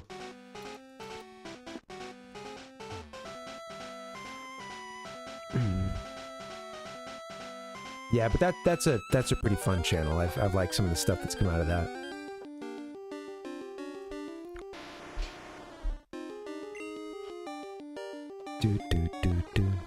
Man, it's warm under these lights.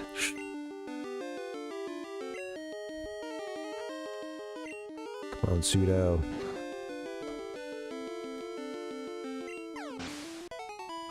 It's Graveler's best chance.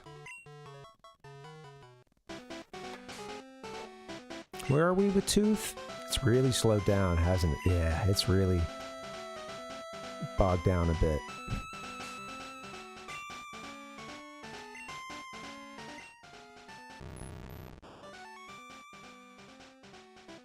Level 32. A little over halfway, huh? To the next level. I was thinking we get Tooth to maybe 35, and I think we try to bring it out against Entei, possibly. Maybe that's jumping in too early. I see the I see how, you know, setting up for it and all that, that's a time sink, you know. I don't know if there's a best method here, but we're just gonna roll out, just gonna roll with it. I think I had another Pokemon that was, granted I know that it's pretty fast, but Chosen One was level 35 and it was able to get ahead in, so I don't know, we'll see.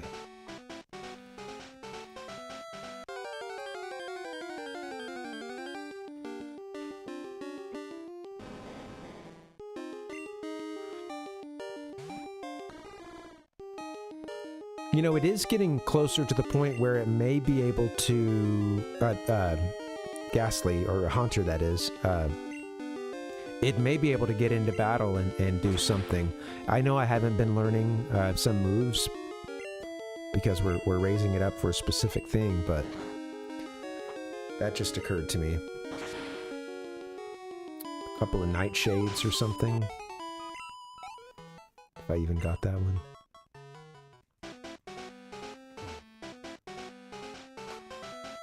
And it could just possibly kill. I don't know. We'll see. Might be faster to just use one of these, especially if we're getting one-hit KOs, which we're currently not with Pseudo Widow, but it's all good.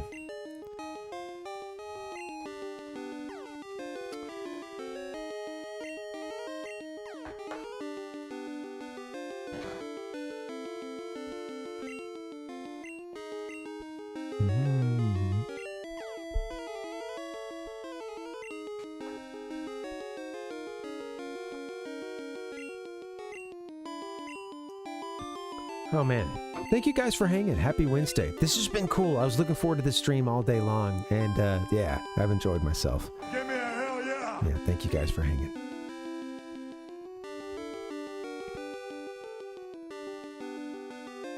Wait, was I trying to low kick you? Whoops. Oopsie.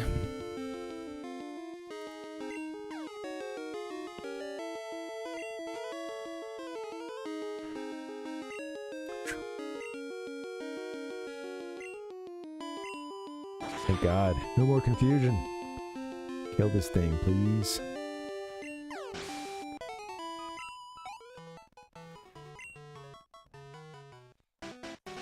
Tooth, can you do anything right now?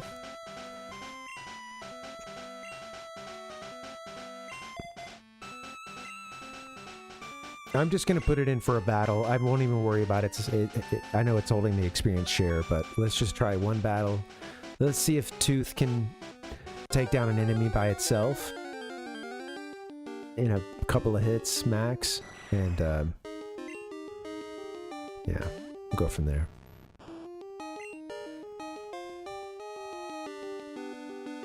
Just seeing what we got. Yeah.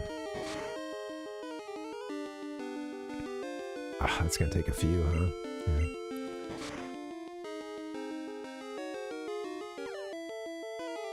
Probably should just put it to sleep, I guess. This may not be faster with all the bullshit, you know, of each turn. This might not be faster than, yeah, than just leveling up otherwise. Getting two battles in the time that we could have done this one, and Tooth is hurt, you know.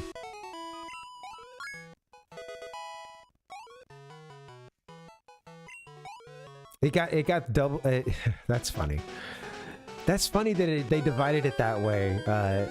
So Tooth is holding the experience share, and yeah, it just gave them the full, like two payments of experience to reach the full amount.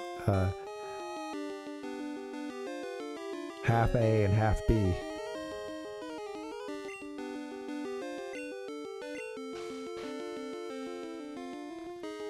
I'll just do one more of these, I guess.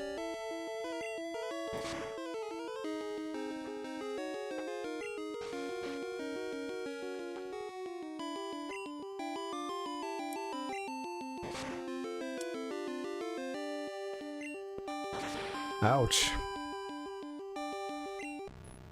Okay. Yep. Not the strat we want to use. All right. We're going up to the Pokemon Center. Let's get healed up back at Indigo Plateau and come back. We'll do a little bit more leveling up, and yeah, hopefully we get it.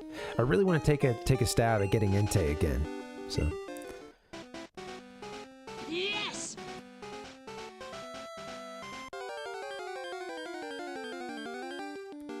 Do.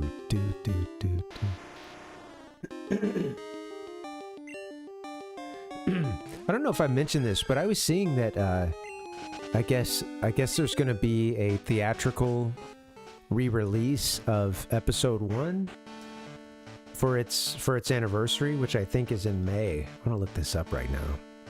But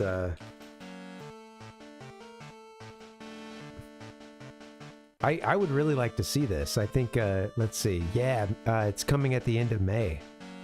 Is it just a single day? Is that all that they're doing? Or is it, am I just seeing a...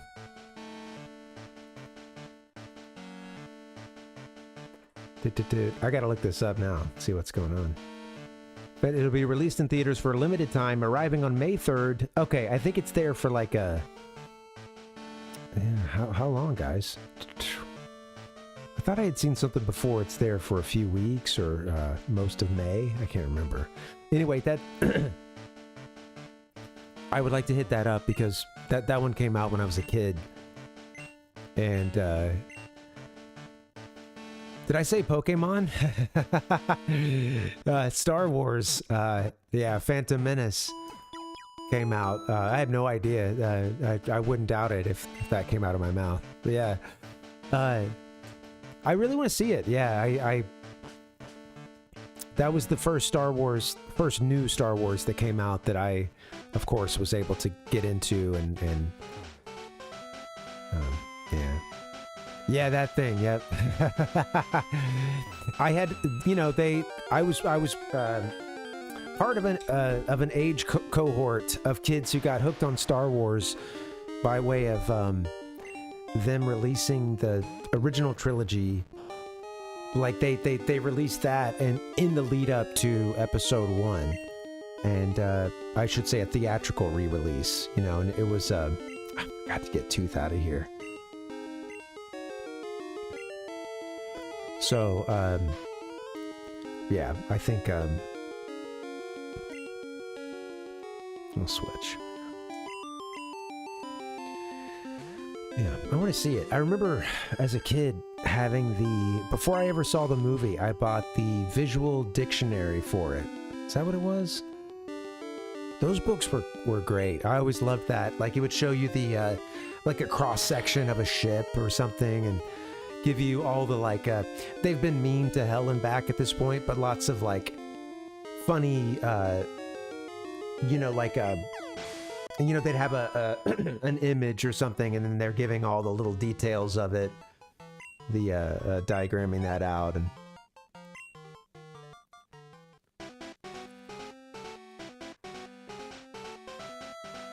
drawing an arrow to a pin bin, and then giving you some backstory on it, or you know, it's just some small costuming detail or something. That's the kind of stuff a kid can get really cracked out on. Or a big kid. Sorry guys, give me just 1 second. I'll be right back. Sorry. Throat's killing me.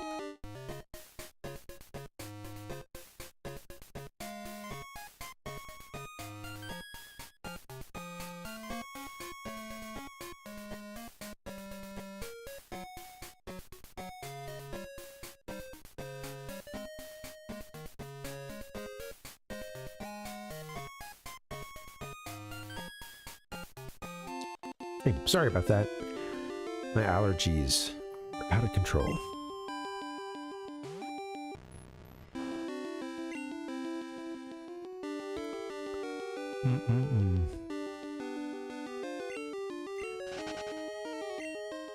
Get out of there, Tooth. You're no good to us.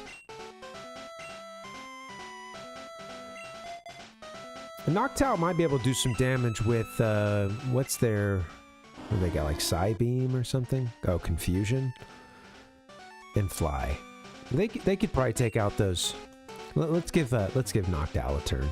This has actually been good for the rest of the team. I'm gonna try... Right now, I'm thinking I'm gonna try to use some iteration of this team.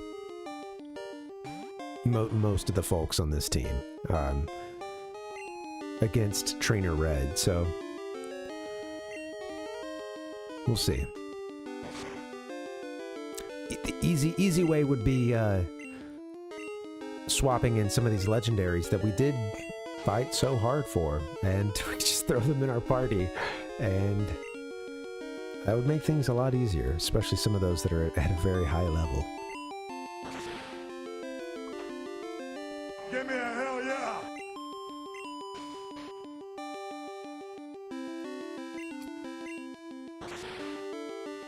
Well, this isn't very fast, but Noctowl could use a little experience, so...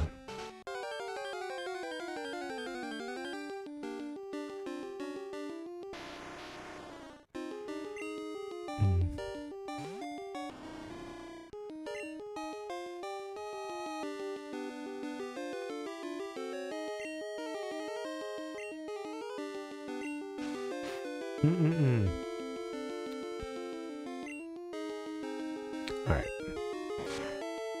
Put stuff to sleep. Confusion. Imagine my confusion when I learned that confusion is an offensive move, you know? An offensive move. Offensive? Offensive? It's offensive to me. We've been down this road in the last couple days.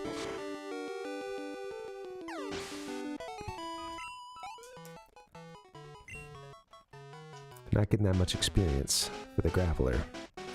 Split a couple ways at least.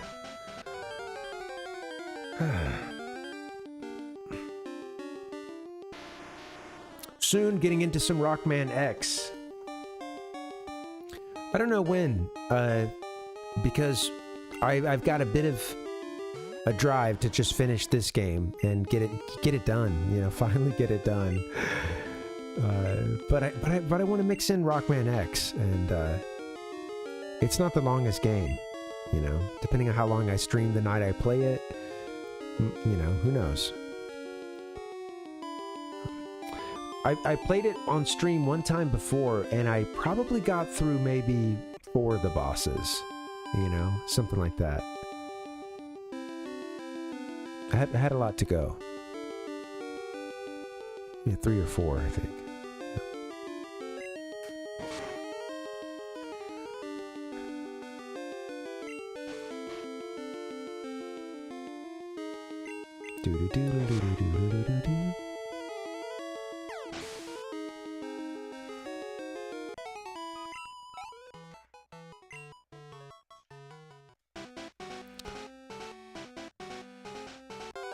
didn't think it would take this long, but I should have known, because it's, yeah, it takes a... We took Tooth up from the teen levels. We're taking them up into the level 30 to 40 range, so it's a lot, you know. It's also much more when I'm using less efficient Pokemon, but I just wanted to get knocked out to get in for just a bit. It's slow.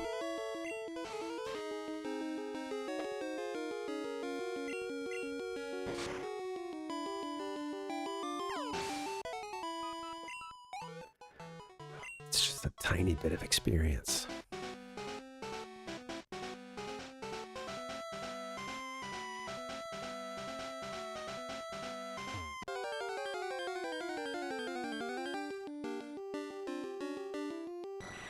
Yeah. I always thought it was interesting because I was checked out during everything after, Rockman X. And, but when I did check in with the later stuff, like you said, after 3, I definitely got that sense of, yeah, whoa, this is like really, really leaning more on narrative and trying too hard to be an anime, you know?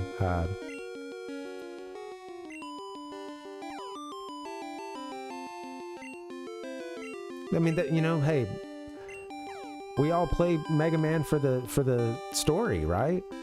That's what made those original games so good.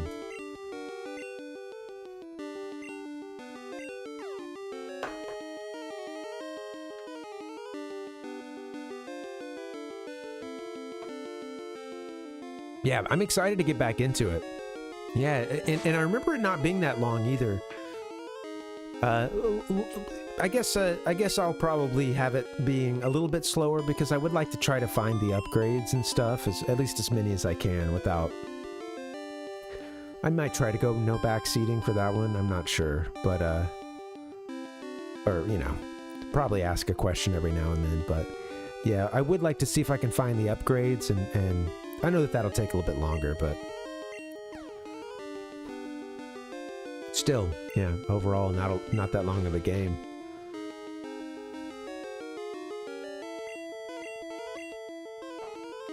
Confusion.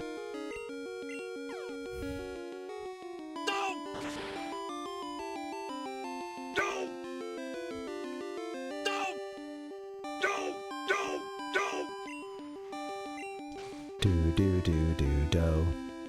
This is slow as hell. I should use someone else, I suppose. Time and a place knocked out. This isn't the time or the place, I think.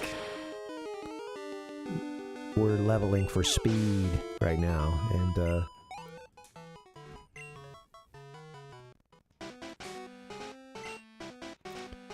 you're not cutting it for us. Pseudo Widow is getting it done pretty quickly, I think. RTY is a beast. PETA... Just put in RTY and make it quick.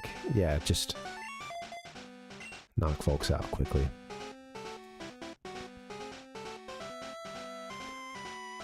Yes! RTY is our, for alligator, our starter.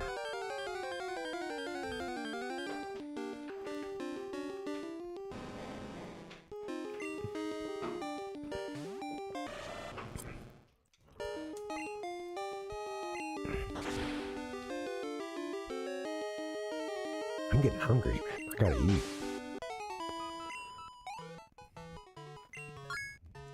Hooray! Tooth level 34.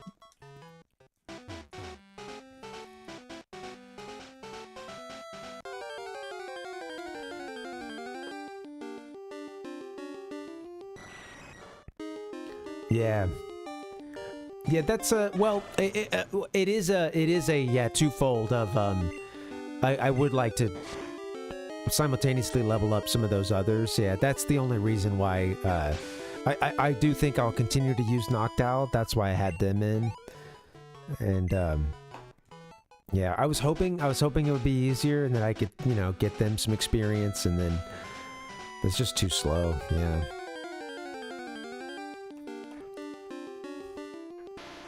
I'd rather get them experience through like another Elite Four battle later, which I think I might still do. I think it'd be kind of fun to... maybe in the same stream go Elite Four and then Trainer Red. The only thing is, will I be ready for Trainer Red when I get there, you know? Oh yeah, I think maybe for the for something resembling a nice ending, I think I might try to do those two things in one stream. So I see anybody that is too slow with the battle right now, I see them getting some more experience during that at least, maybe even before. So I don't know, we'll see. I forget how strong Trainer Red is because I've never played him in this version. I've only played them in the remakes, and I think I may.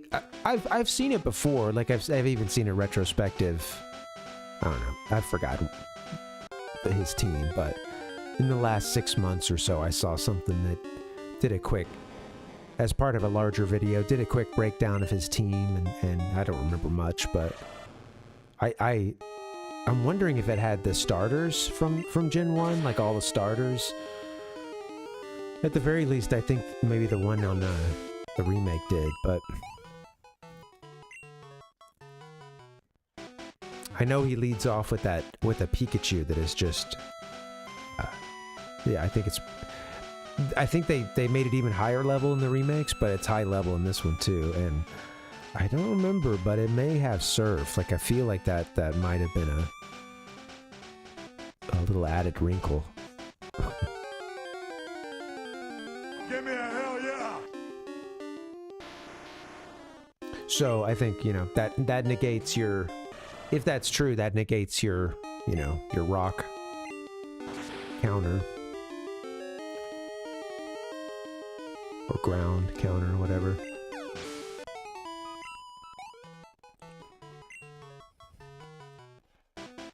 Okay, one more level, and then we're gonna try to see if we can get in front of Entei.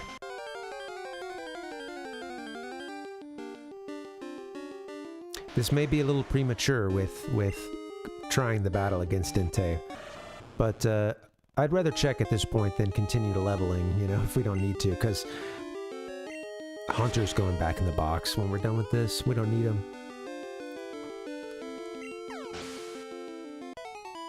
I like that line too much. I've used it in too many games, you know, Ghastly, Haunter, Gengar. It's it's such a cool Pokemon just in style and often a very effective one, you know, so yeah, I'm trying to pump the brakes on that one this time. I've used it so many playthroughs.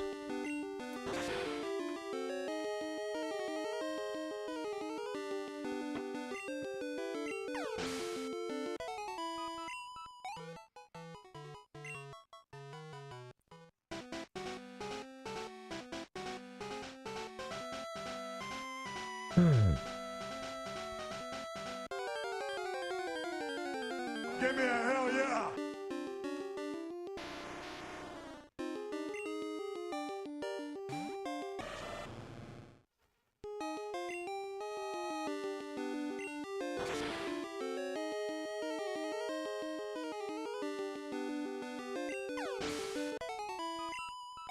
I am getting hungry, dude. Yeah, I'm gonna check in with things after this Entei fight, but we're at least gonna get ourselves in front of Entei. He could easily roar, you know, could even just flee the first time. So I'm gonna be around for a bit, but this is closer. Like we got a lot of grinding in. We're much closer to being able to get it done. Honestly, I think Ho-Oh will be available after Entei, and I think that's going to be a lot easier. That's a Pokemon we just need to go to where it is, go up and challenge it. You know, like it's... and it doesn't try to run away from us. That sounds like a challenge we can do. We've done it with all the other Legendaries, but... yeah.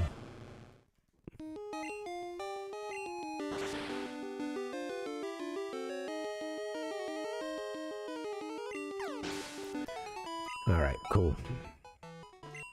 We got this. Okay, Tooth is at level 35. That's our Haunter. We're gonna get out of here. We'll do another battle if it comes to us, but otherwise.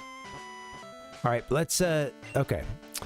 Now that Tooth is level 35, we're gonna see if we can spawn, Entei. Get Entei in front of us, and then we'll go from there. Oh, I guess I have to fly now to take the train, which is in Saffron, right?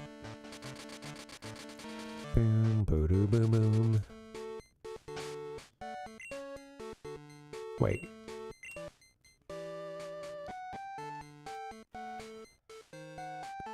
Hold on 1 sec. Oh, okay, yeah, all right. Yeah, let's take the train. Hop on the bike, ride in the bullet train. It's the top, right?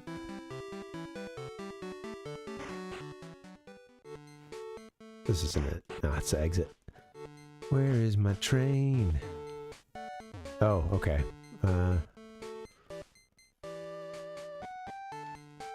Is that the train station?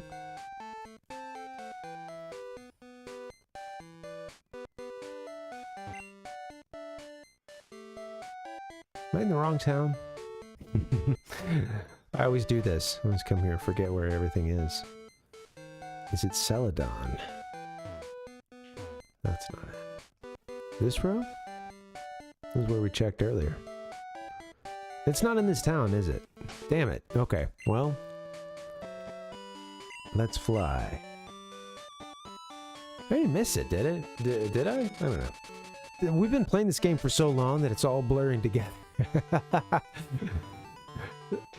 Okay, where's our train? That's it, I believe.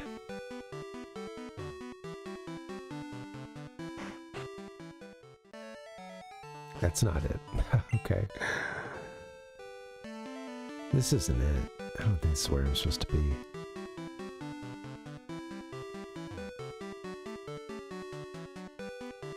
I don't know, I'm getting dumb. I must be hangry or something. I'm like, where did I thought it was in Saffron, and then rode around in Saffron City, couldn't find it.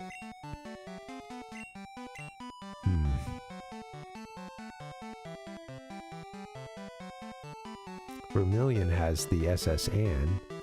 Cerulean City has the, well, it doesn't have the tracks. Maybe it is in.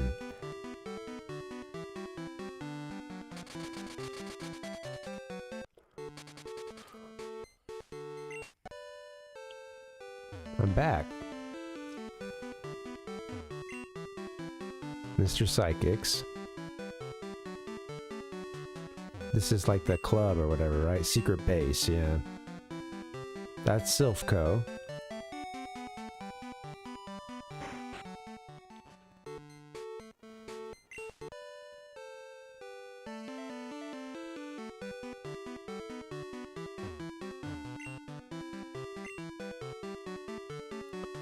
I just had to go further to the left. I was here earlier. I got to this point earlier, and I was like, oh no, that's the exit. Like, what? Is it not here? I just needed to go a little bit further to the left. You know, I don't know how I could get any of these buildings mixed up. You know, the architecture styles are just incredibly different. It's, I mean, you could see, right? Big city living. It's hard to find where you're going. It's honest. It's an honest mistake. Let's get in.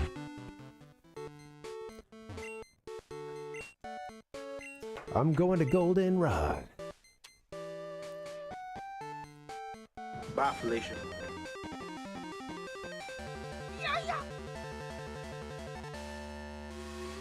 I don't know what to tell you, bitch.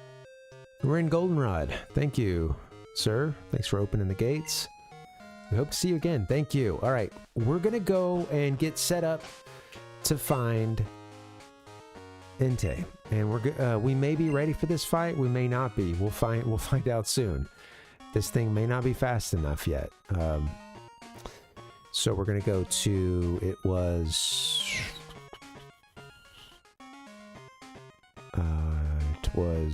Was it Ekritique we're at?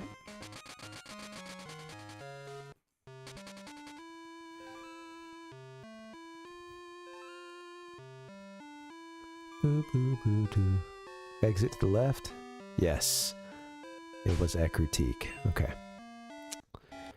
Okay, we're gonna put Tooth in the front. False swipe probably doesn't come into play here. Does it? I mean, I guess not. We gotta roll a Tooth in because as soon as another Pokemon gets in, you know, as soon as they roar or I change to another Pokemon, we lose Mean Look. That's right. Cool. All right. Well, let's, what we're going to do here is get set up for this. This takes a couple of resets, but it usually puts us in front of a Pokemon within, you know, 10 minutes or so. Had a couple times it went over, but that's you know, that's how it works.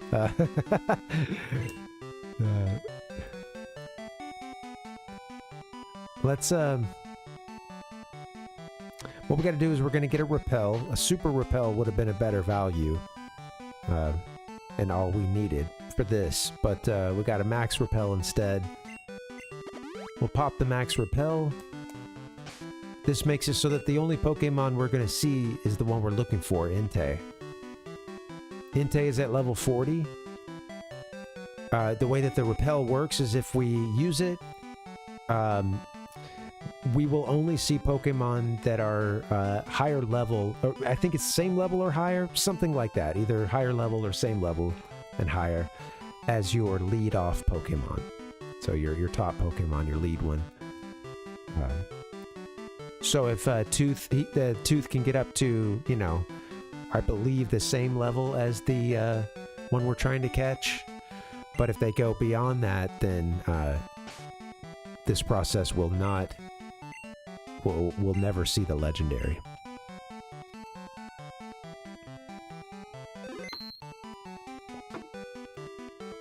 We'll never see the poke we're looking for. All right, so we saved. I should do a safety save too. It's been a while.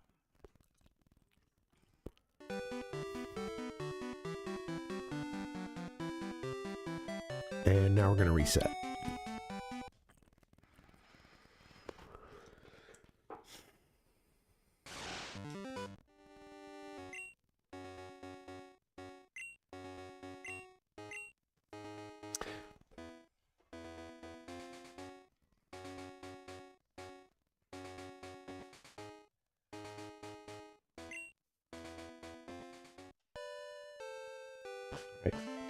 We're set up. We have our max repel.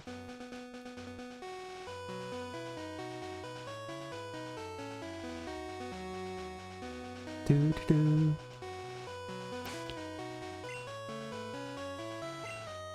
Tooth still has the experience share, huh? Oh, I wonder if like a quick claw or something might be good for their second move. Oh gosh, I don't even... I think I've put the quick claw on somebody. I bet it's lost in the box at this point.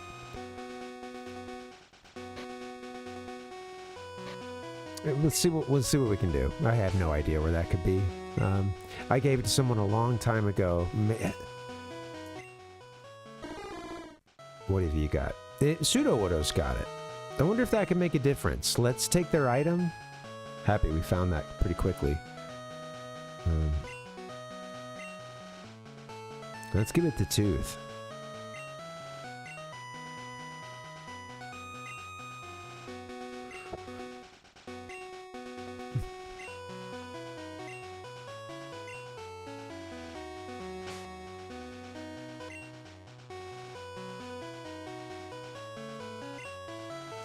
I realized the folly of doing that when I'm already in the grass and like I've made a change now.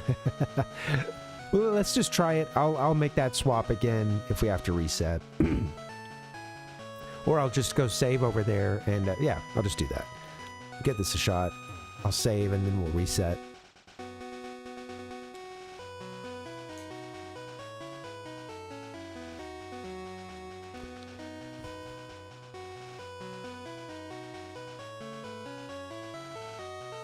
Okay.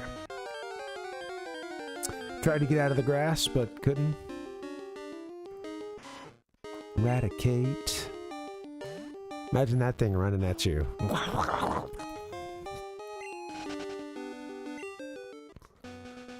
Going straight for your leg. Alright, here we go. That's why you have a cadre of Pokemon on you at all times. At least 4 of them, you know? Better yet, 6. Okay. Let's set up and reset.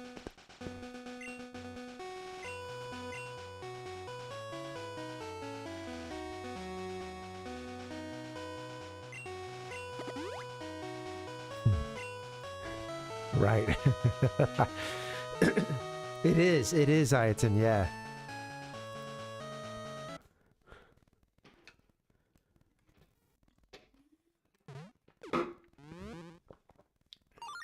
That's why you gotta catch them, and I guess you know, I always thought that the gameplay mechanic of having the Pokemon not obey you was such a funny one, you know, and it's just really funny to think about someone being beset while walking through the tall grass, being beset by some strong Pokemon that comes out, and then you send out this Pokemon you got in a trade or whatever, and it's just like, what, you know, it has no respect. Half the time it doesn't attack, you know, it's your life is on the line, but this Pokemon, you know, couldn't really be bothered, and they didn't ask for this. They didn't want it. And now your ass has got a Raticate bearing down on your leg, you know?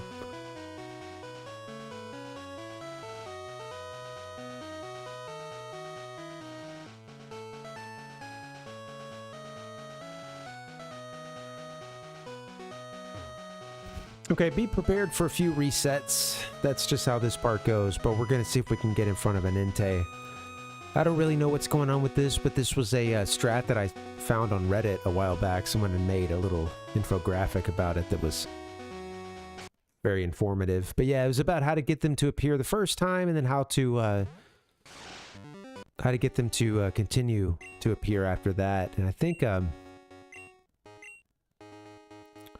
that this was supposed to be one of the fastest, you know, methods to at least get it to generate. Now, the difficult part then is how do you catch it, you know?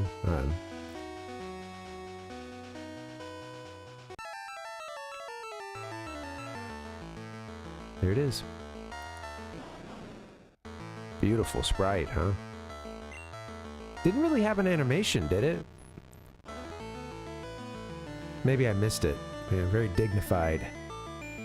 All right, this is the moment of Tooth here, if you will. We're gonna see if Tooth has it in them to pull off a mean look in time, or if we need to raise him up some more. Looky there. Okay. All right. So that's gonna happen. I'm hoping that we can get a hypnosis in at some point. You know, that's the hard part.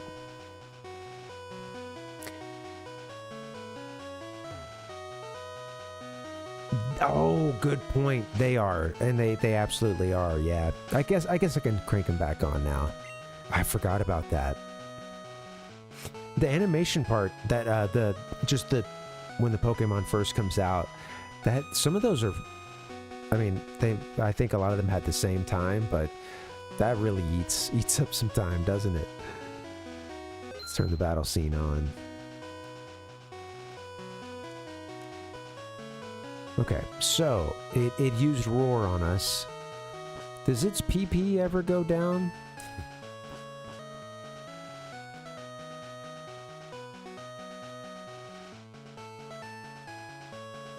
Like, I'm wondering, I guess I could save now or just reset.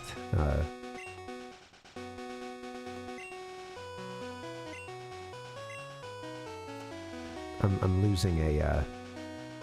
we have a save state anyway, just in case, but I'm losing a... whatchamacallit by doing this, but that's okay. A max repel. I still have that max repel? I wouldn't be here anyway, but...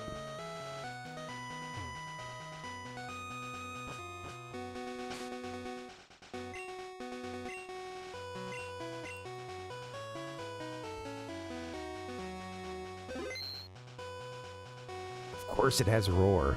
And I bet it loves using roar as a priority.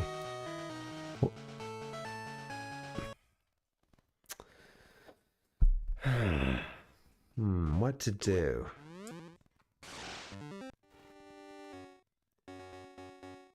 It got that second move in quick, didn't it? I wonder if a few more levels would make that difference. This is where we might need some more levels for our hunter, huh? Like maybe that would get us the ability to get that second turn in and go first.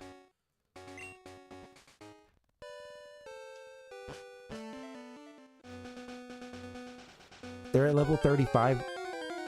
Oh shit. Well, there's no repel thrown, huh? It's at level 35 now. I mean, you know, we have at least 4 we can get it, you know, 4 more levels we can get to. I think we can even get to level 40 total, but of course we don't want to screw it up and go over.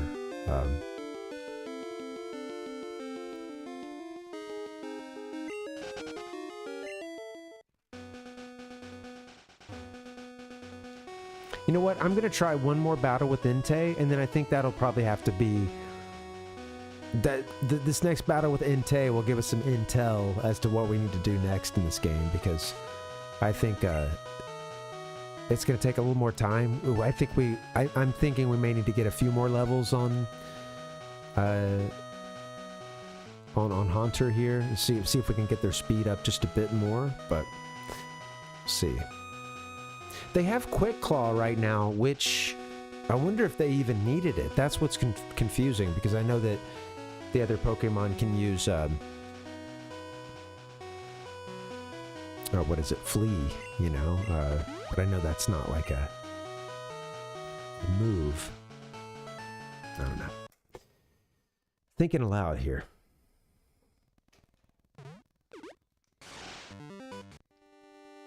Did I save after that, Max Repel? Let's see.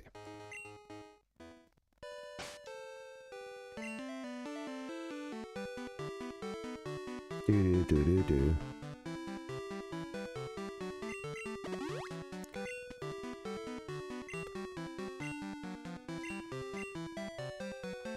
Wait, you're getting nervous, man. Man, we've been playing this game for so long.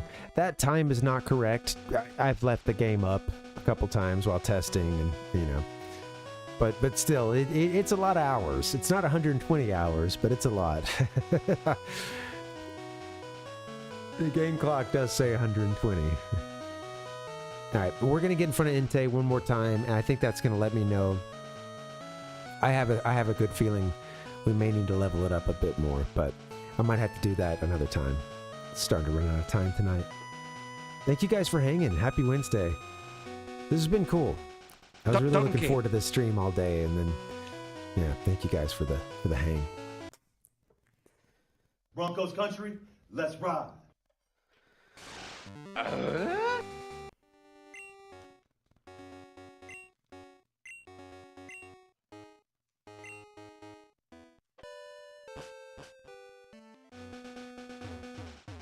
Get up in there. Entei.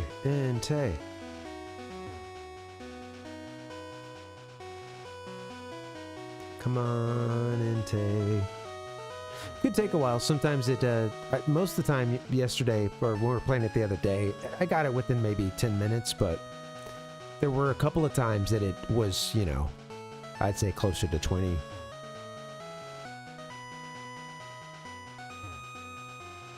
Some big gaps. Just riding that bike. Donkey. Bye!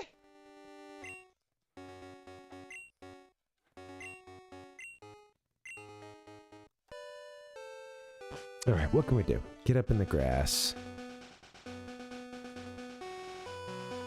Do.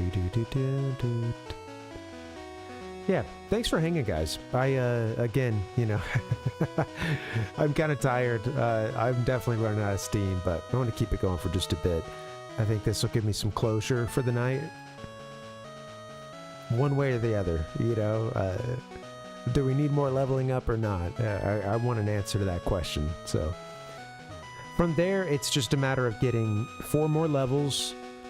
Then we can take this thing on, and again, it'll probably take some resets even then, but after that, the only legendary we have left is Ho-Oh, and we will have gotten all the Gen 1 legendaries and all the Gen 2 ones. Biflation.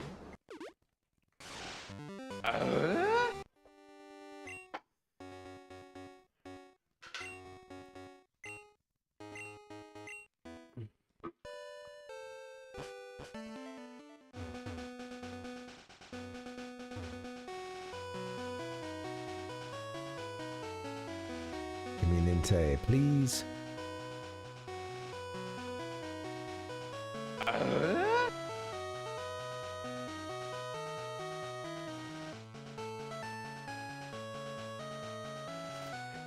I know that I've said this, but it really does blow my mind how much post-game content there is in this game. And the ability to go back through Kanto was just such a cool feature at the time. It still is. Yeah. Getting to go back and do, you know, kind of one-up your old self, you know, from the first generation. It's a great gameplay mechanic. I think as a kid, it really, it meant something to me, you know, going back to Kanto. And with the daily events, there just really is so much. We're not doing it all. We're not catching them all. We barely looked into, you know, making our own Pokeballs as well. Like, that's something that can have some advantages, but I think at time, it's a bit of a time sink. I don't think it's really worth it.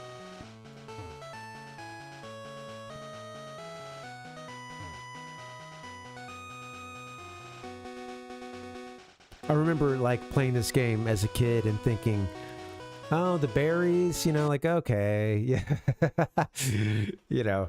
And I didn't end up taking the apricots or whatever over to that one guy, Kurt, who will make the balls for you. I didn't really do much of that, but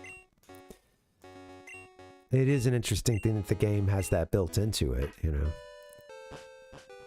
And again, the daily challenges, the battle tower, right? A lot of stuff to do, and we're not doing a good chunk of it.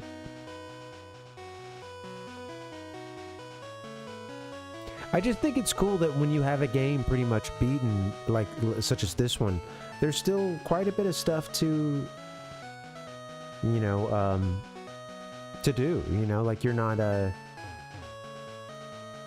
you know, you're not done. I could see. I mean, we've been doing it ourselves. We beat the Elite Four a long time ago, you know, a very long time ago. We've explored every corner of this map, with the exception of, I guess, where Ho-Oh is. But actually, I don't even know where they are. But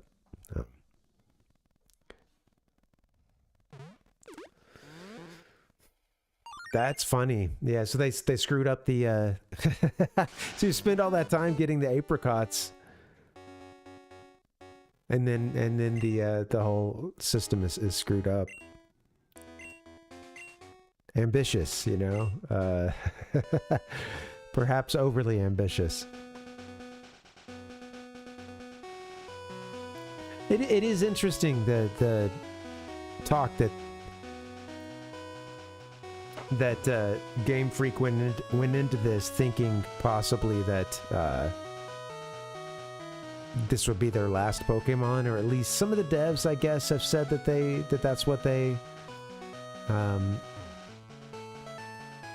know, that's what they intended, or at least that was the thought process as they went into it, you know, and it's interesting. It's kind of hard to believe because it was already such a merchandising and multimedia juggernaut that it's hard to believe that they're like, you know what, guys, let's just make Gen 2 the last one. This gigantic cash cow that we just got rolling, you know.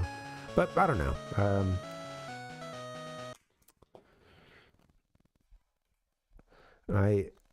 If that's the truth, that's very romantic, right? That's a fun idea that they went into this one and tried to pull out all, you know, tried to go pull out all the stops, you know, no holds barred, put a game with a lot of content to it.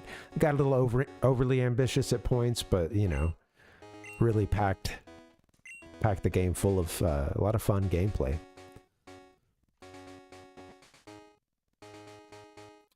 And a lot of content. Not all fun, but stuff to do.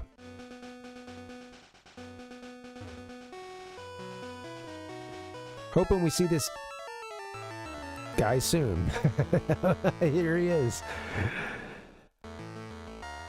There's that animation.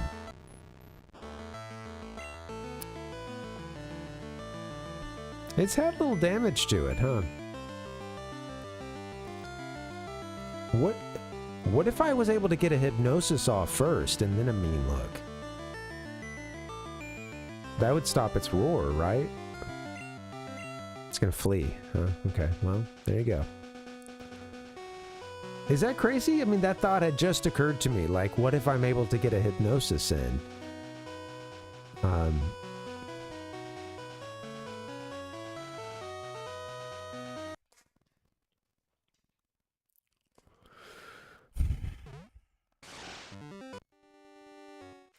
So, well, it would still flee, but at that point, the next time I see, yeah, here, okay, it would flee. But sometimes I'm able to get a move in on this thing. I got a mean look on it last time, so if I'm able to get a mean look, maybe I could get a hypnosis. It would go to sleep, but then probably flee immediately. Next time we see it, it would still be asleep. Could flee, but then we get the mean look in, and at that point it's asleep and it can't run on us, so we get some Ultra Balls in. Is that the... I know that creates an extra turn, an extra like step in the process.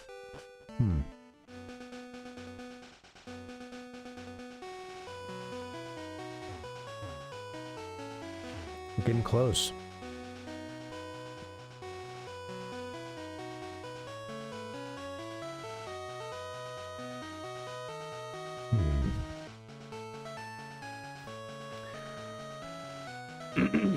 My allergies have been bad, and that just now I kind of did just a but it was like so low in the throat that I hit a little bit of it just made me think of David Hayter and just loving the VO for Metal Gear Solid. The first time I played through, and just thinking it was so, yeah, you know, the perfect nexus of being corny but badass, you know, like Colonel, you know, just like he did so much like. What's a Russian gunship doing here? Here. There was at the end of the sentences, there was almost he'd go into like a vocal fry at the end of his sentences.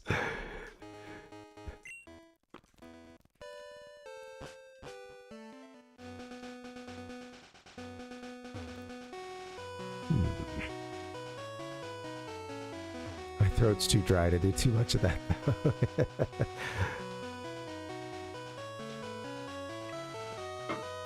I feel like every time we've seen Entei, you know what, maybe I'm wrong about this, but I feel like every time we've encountered these things, we did encounter it sooner rather than later with the max repel. You know, we got it within the first 10 or 20 steps or something, you know. Because I guess if it's going to be in your area, you're going to see it, you know. It's the only thing you could run into, so.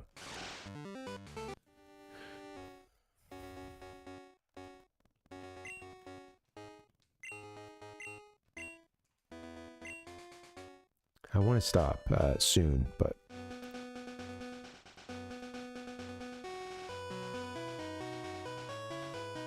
I just want to see if we can get a hypnosis off on this thing.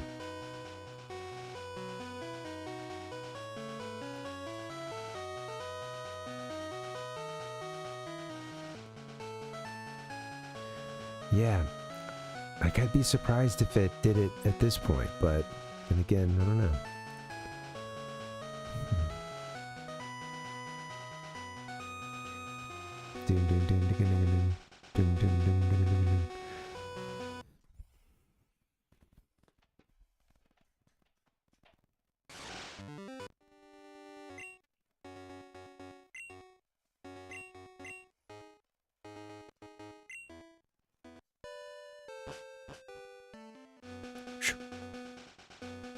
Getting tired.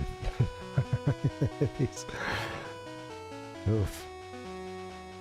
A little bit longer though. I want one more shot at a hypnosis here, and then I think I'm calling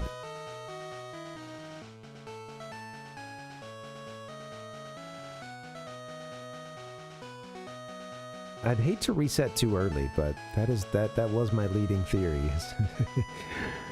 Whenever we catch this thing, we tend to find it early. Whenever we encounter it. Donkey. All right, just a little bit longer. Going hoarse. Talking and yelling and screaming all night long.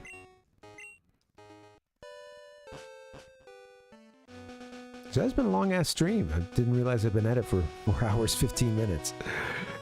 Okay, yeah. One more encounter and then we're out of here.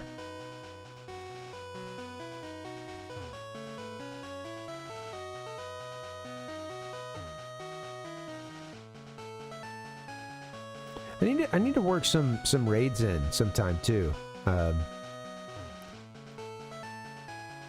don't raid often enough. The issue with raiding though being that I do stream to YouTube as well, so you know, it makes for a weird end of the stream as we go into so I figure out who to raid and goes there, but yeah. I should do more of that.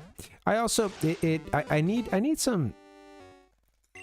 to do a bit of looking around when I raid, because some of the folks I've raided into, it's great and everything, but some of them are, you know, it's weird. There's like, I don't think, you know, I think it's all unwritten rules. I don't think there's, maybe there's nothing to it really, but, you know, it can feel kind of strange sometimes, like, you know, raiding 2 people into a stream that's got 30 or 50 or something, which at this point, those are about the only ones that I follow that I'm seeing, you know.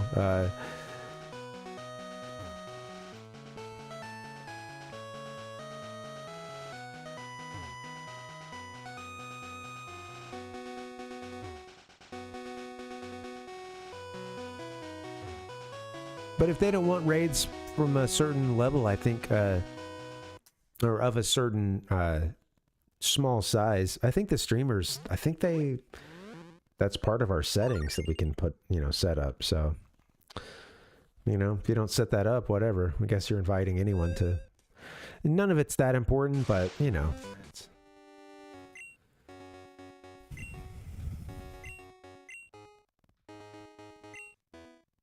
the etiquette, man, the unwritten rules.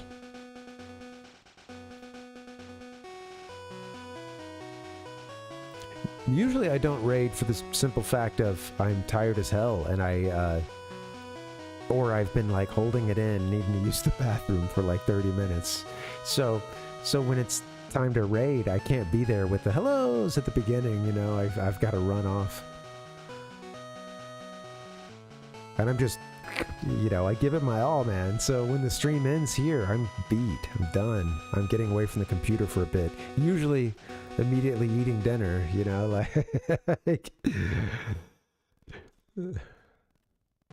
Give me a hell yeah! Doing that soon. That'll be nice. Get me in front of this Entei, please.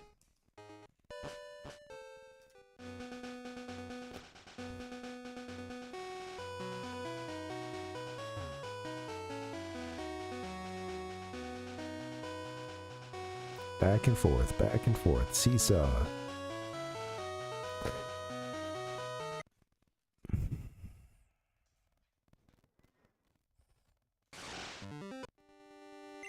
I reset quicker that time with the idea, once again, that it seems like I usually see this thing earlier in the rappel rather than towards the end of it.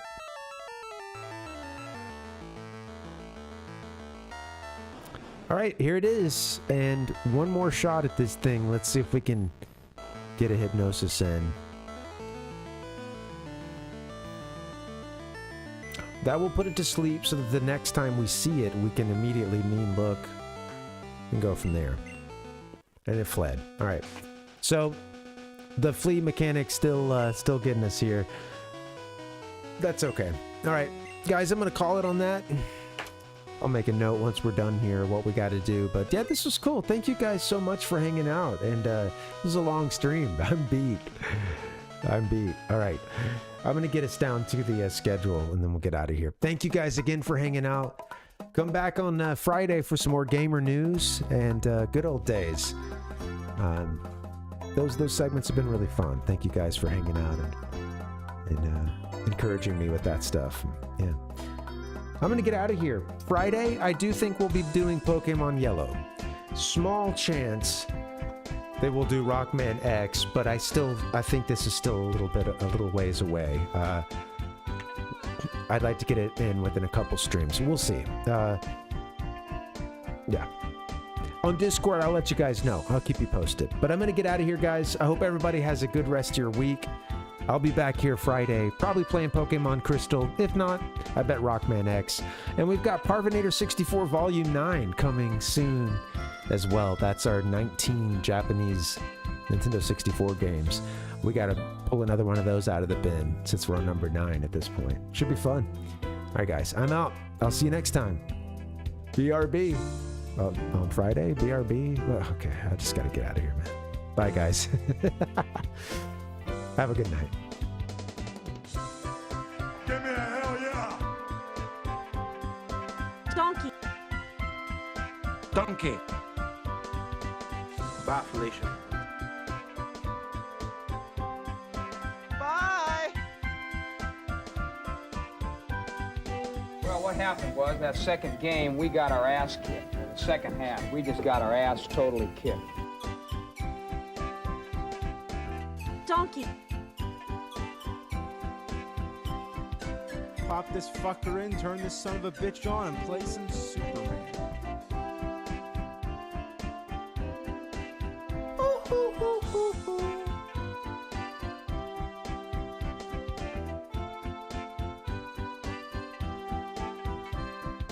Great American food.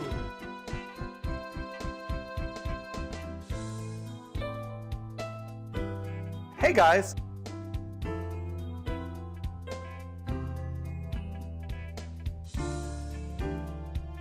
Cause all the greedy fuckers doubled up on them.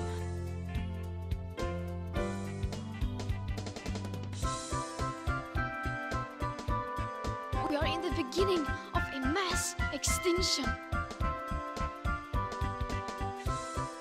Great American food.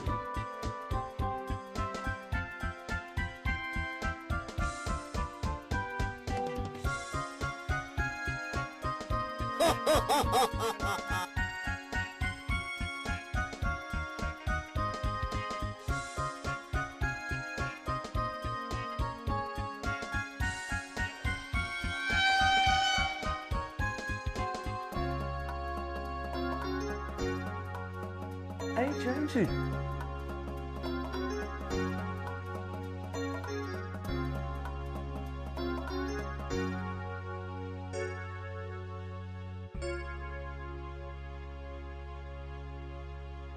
I'm exhausted. I've run out of things to say.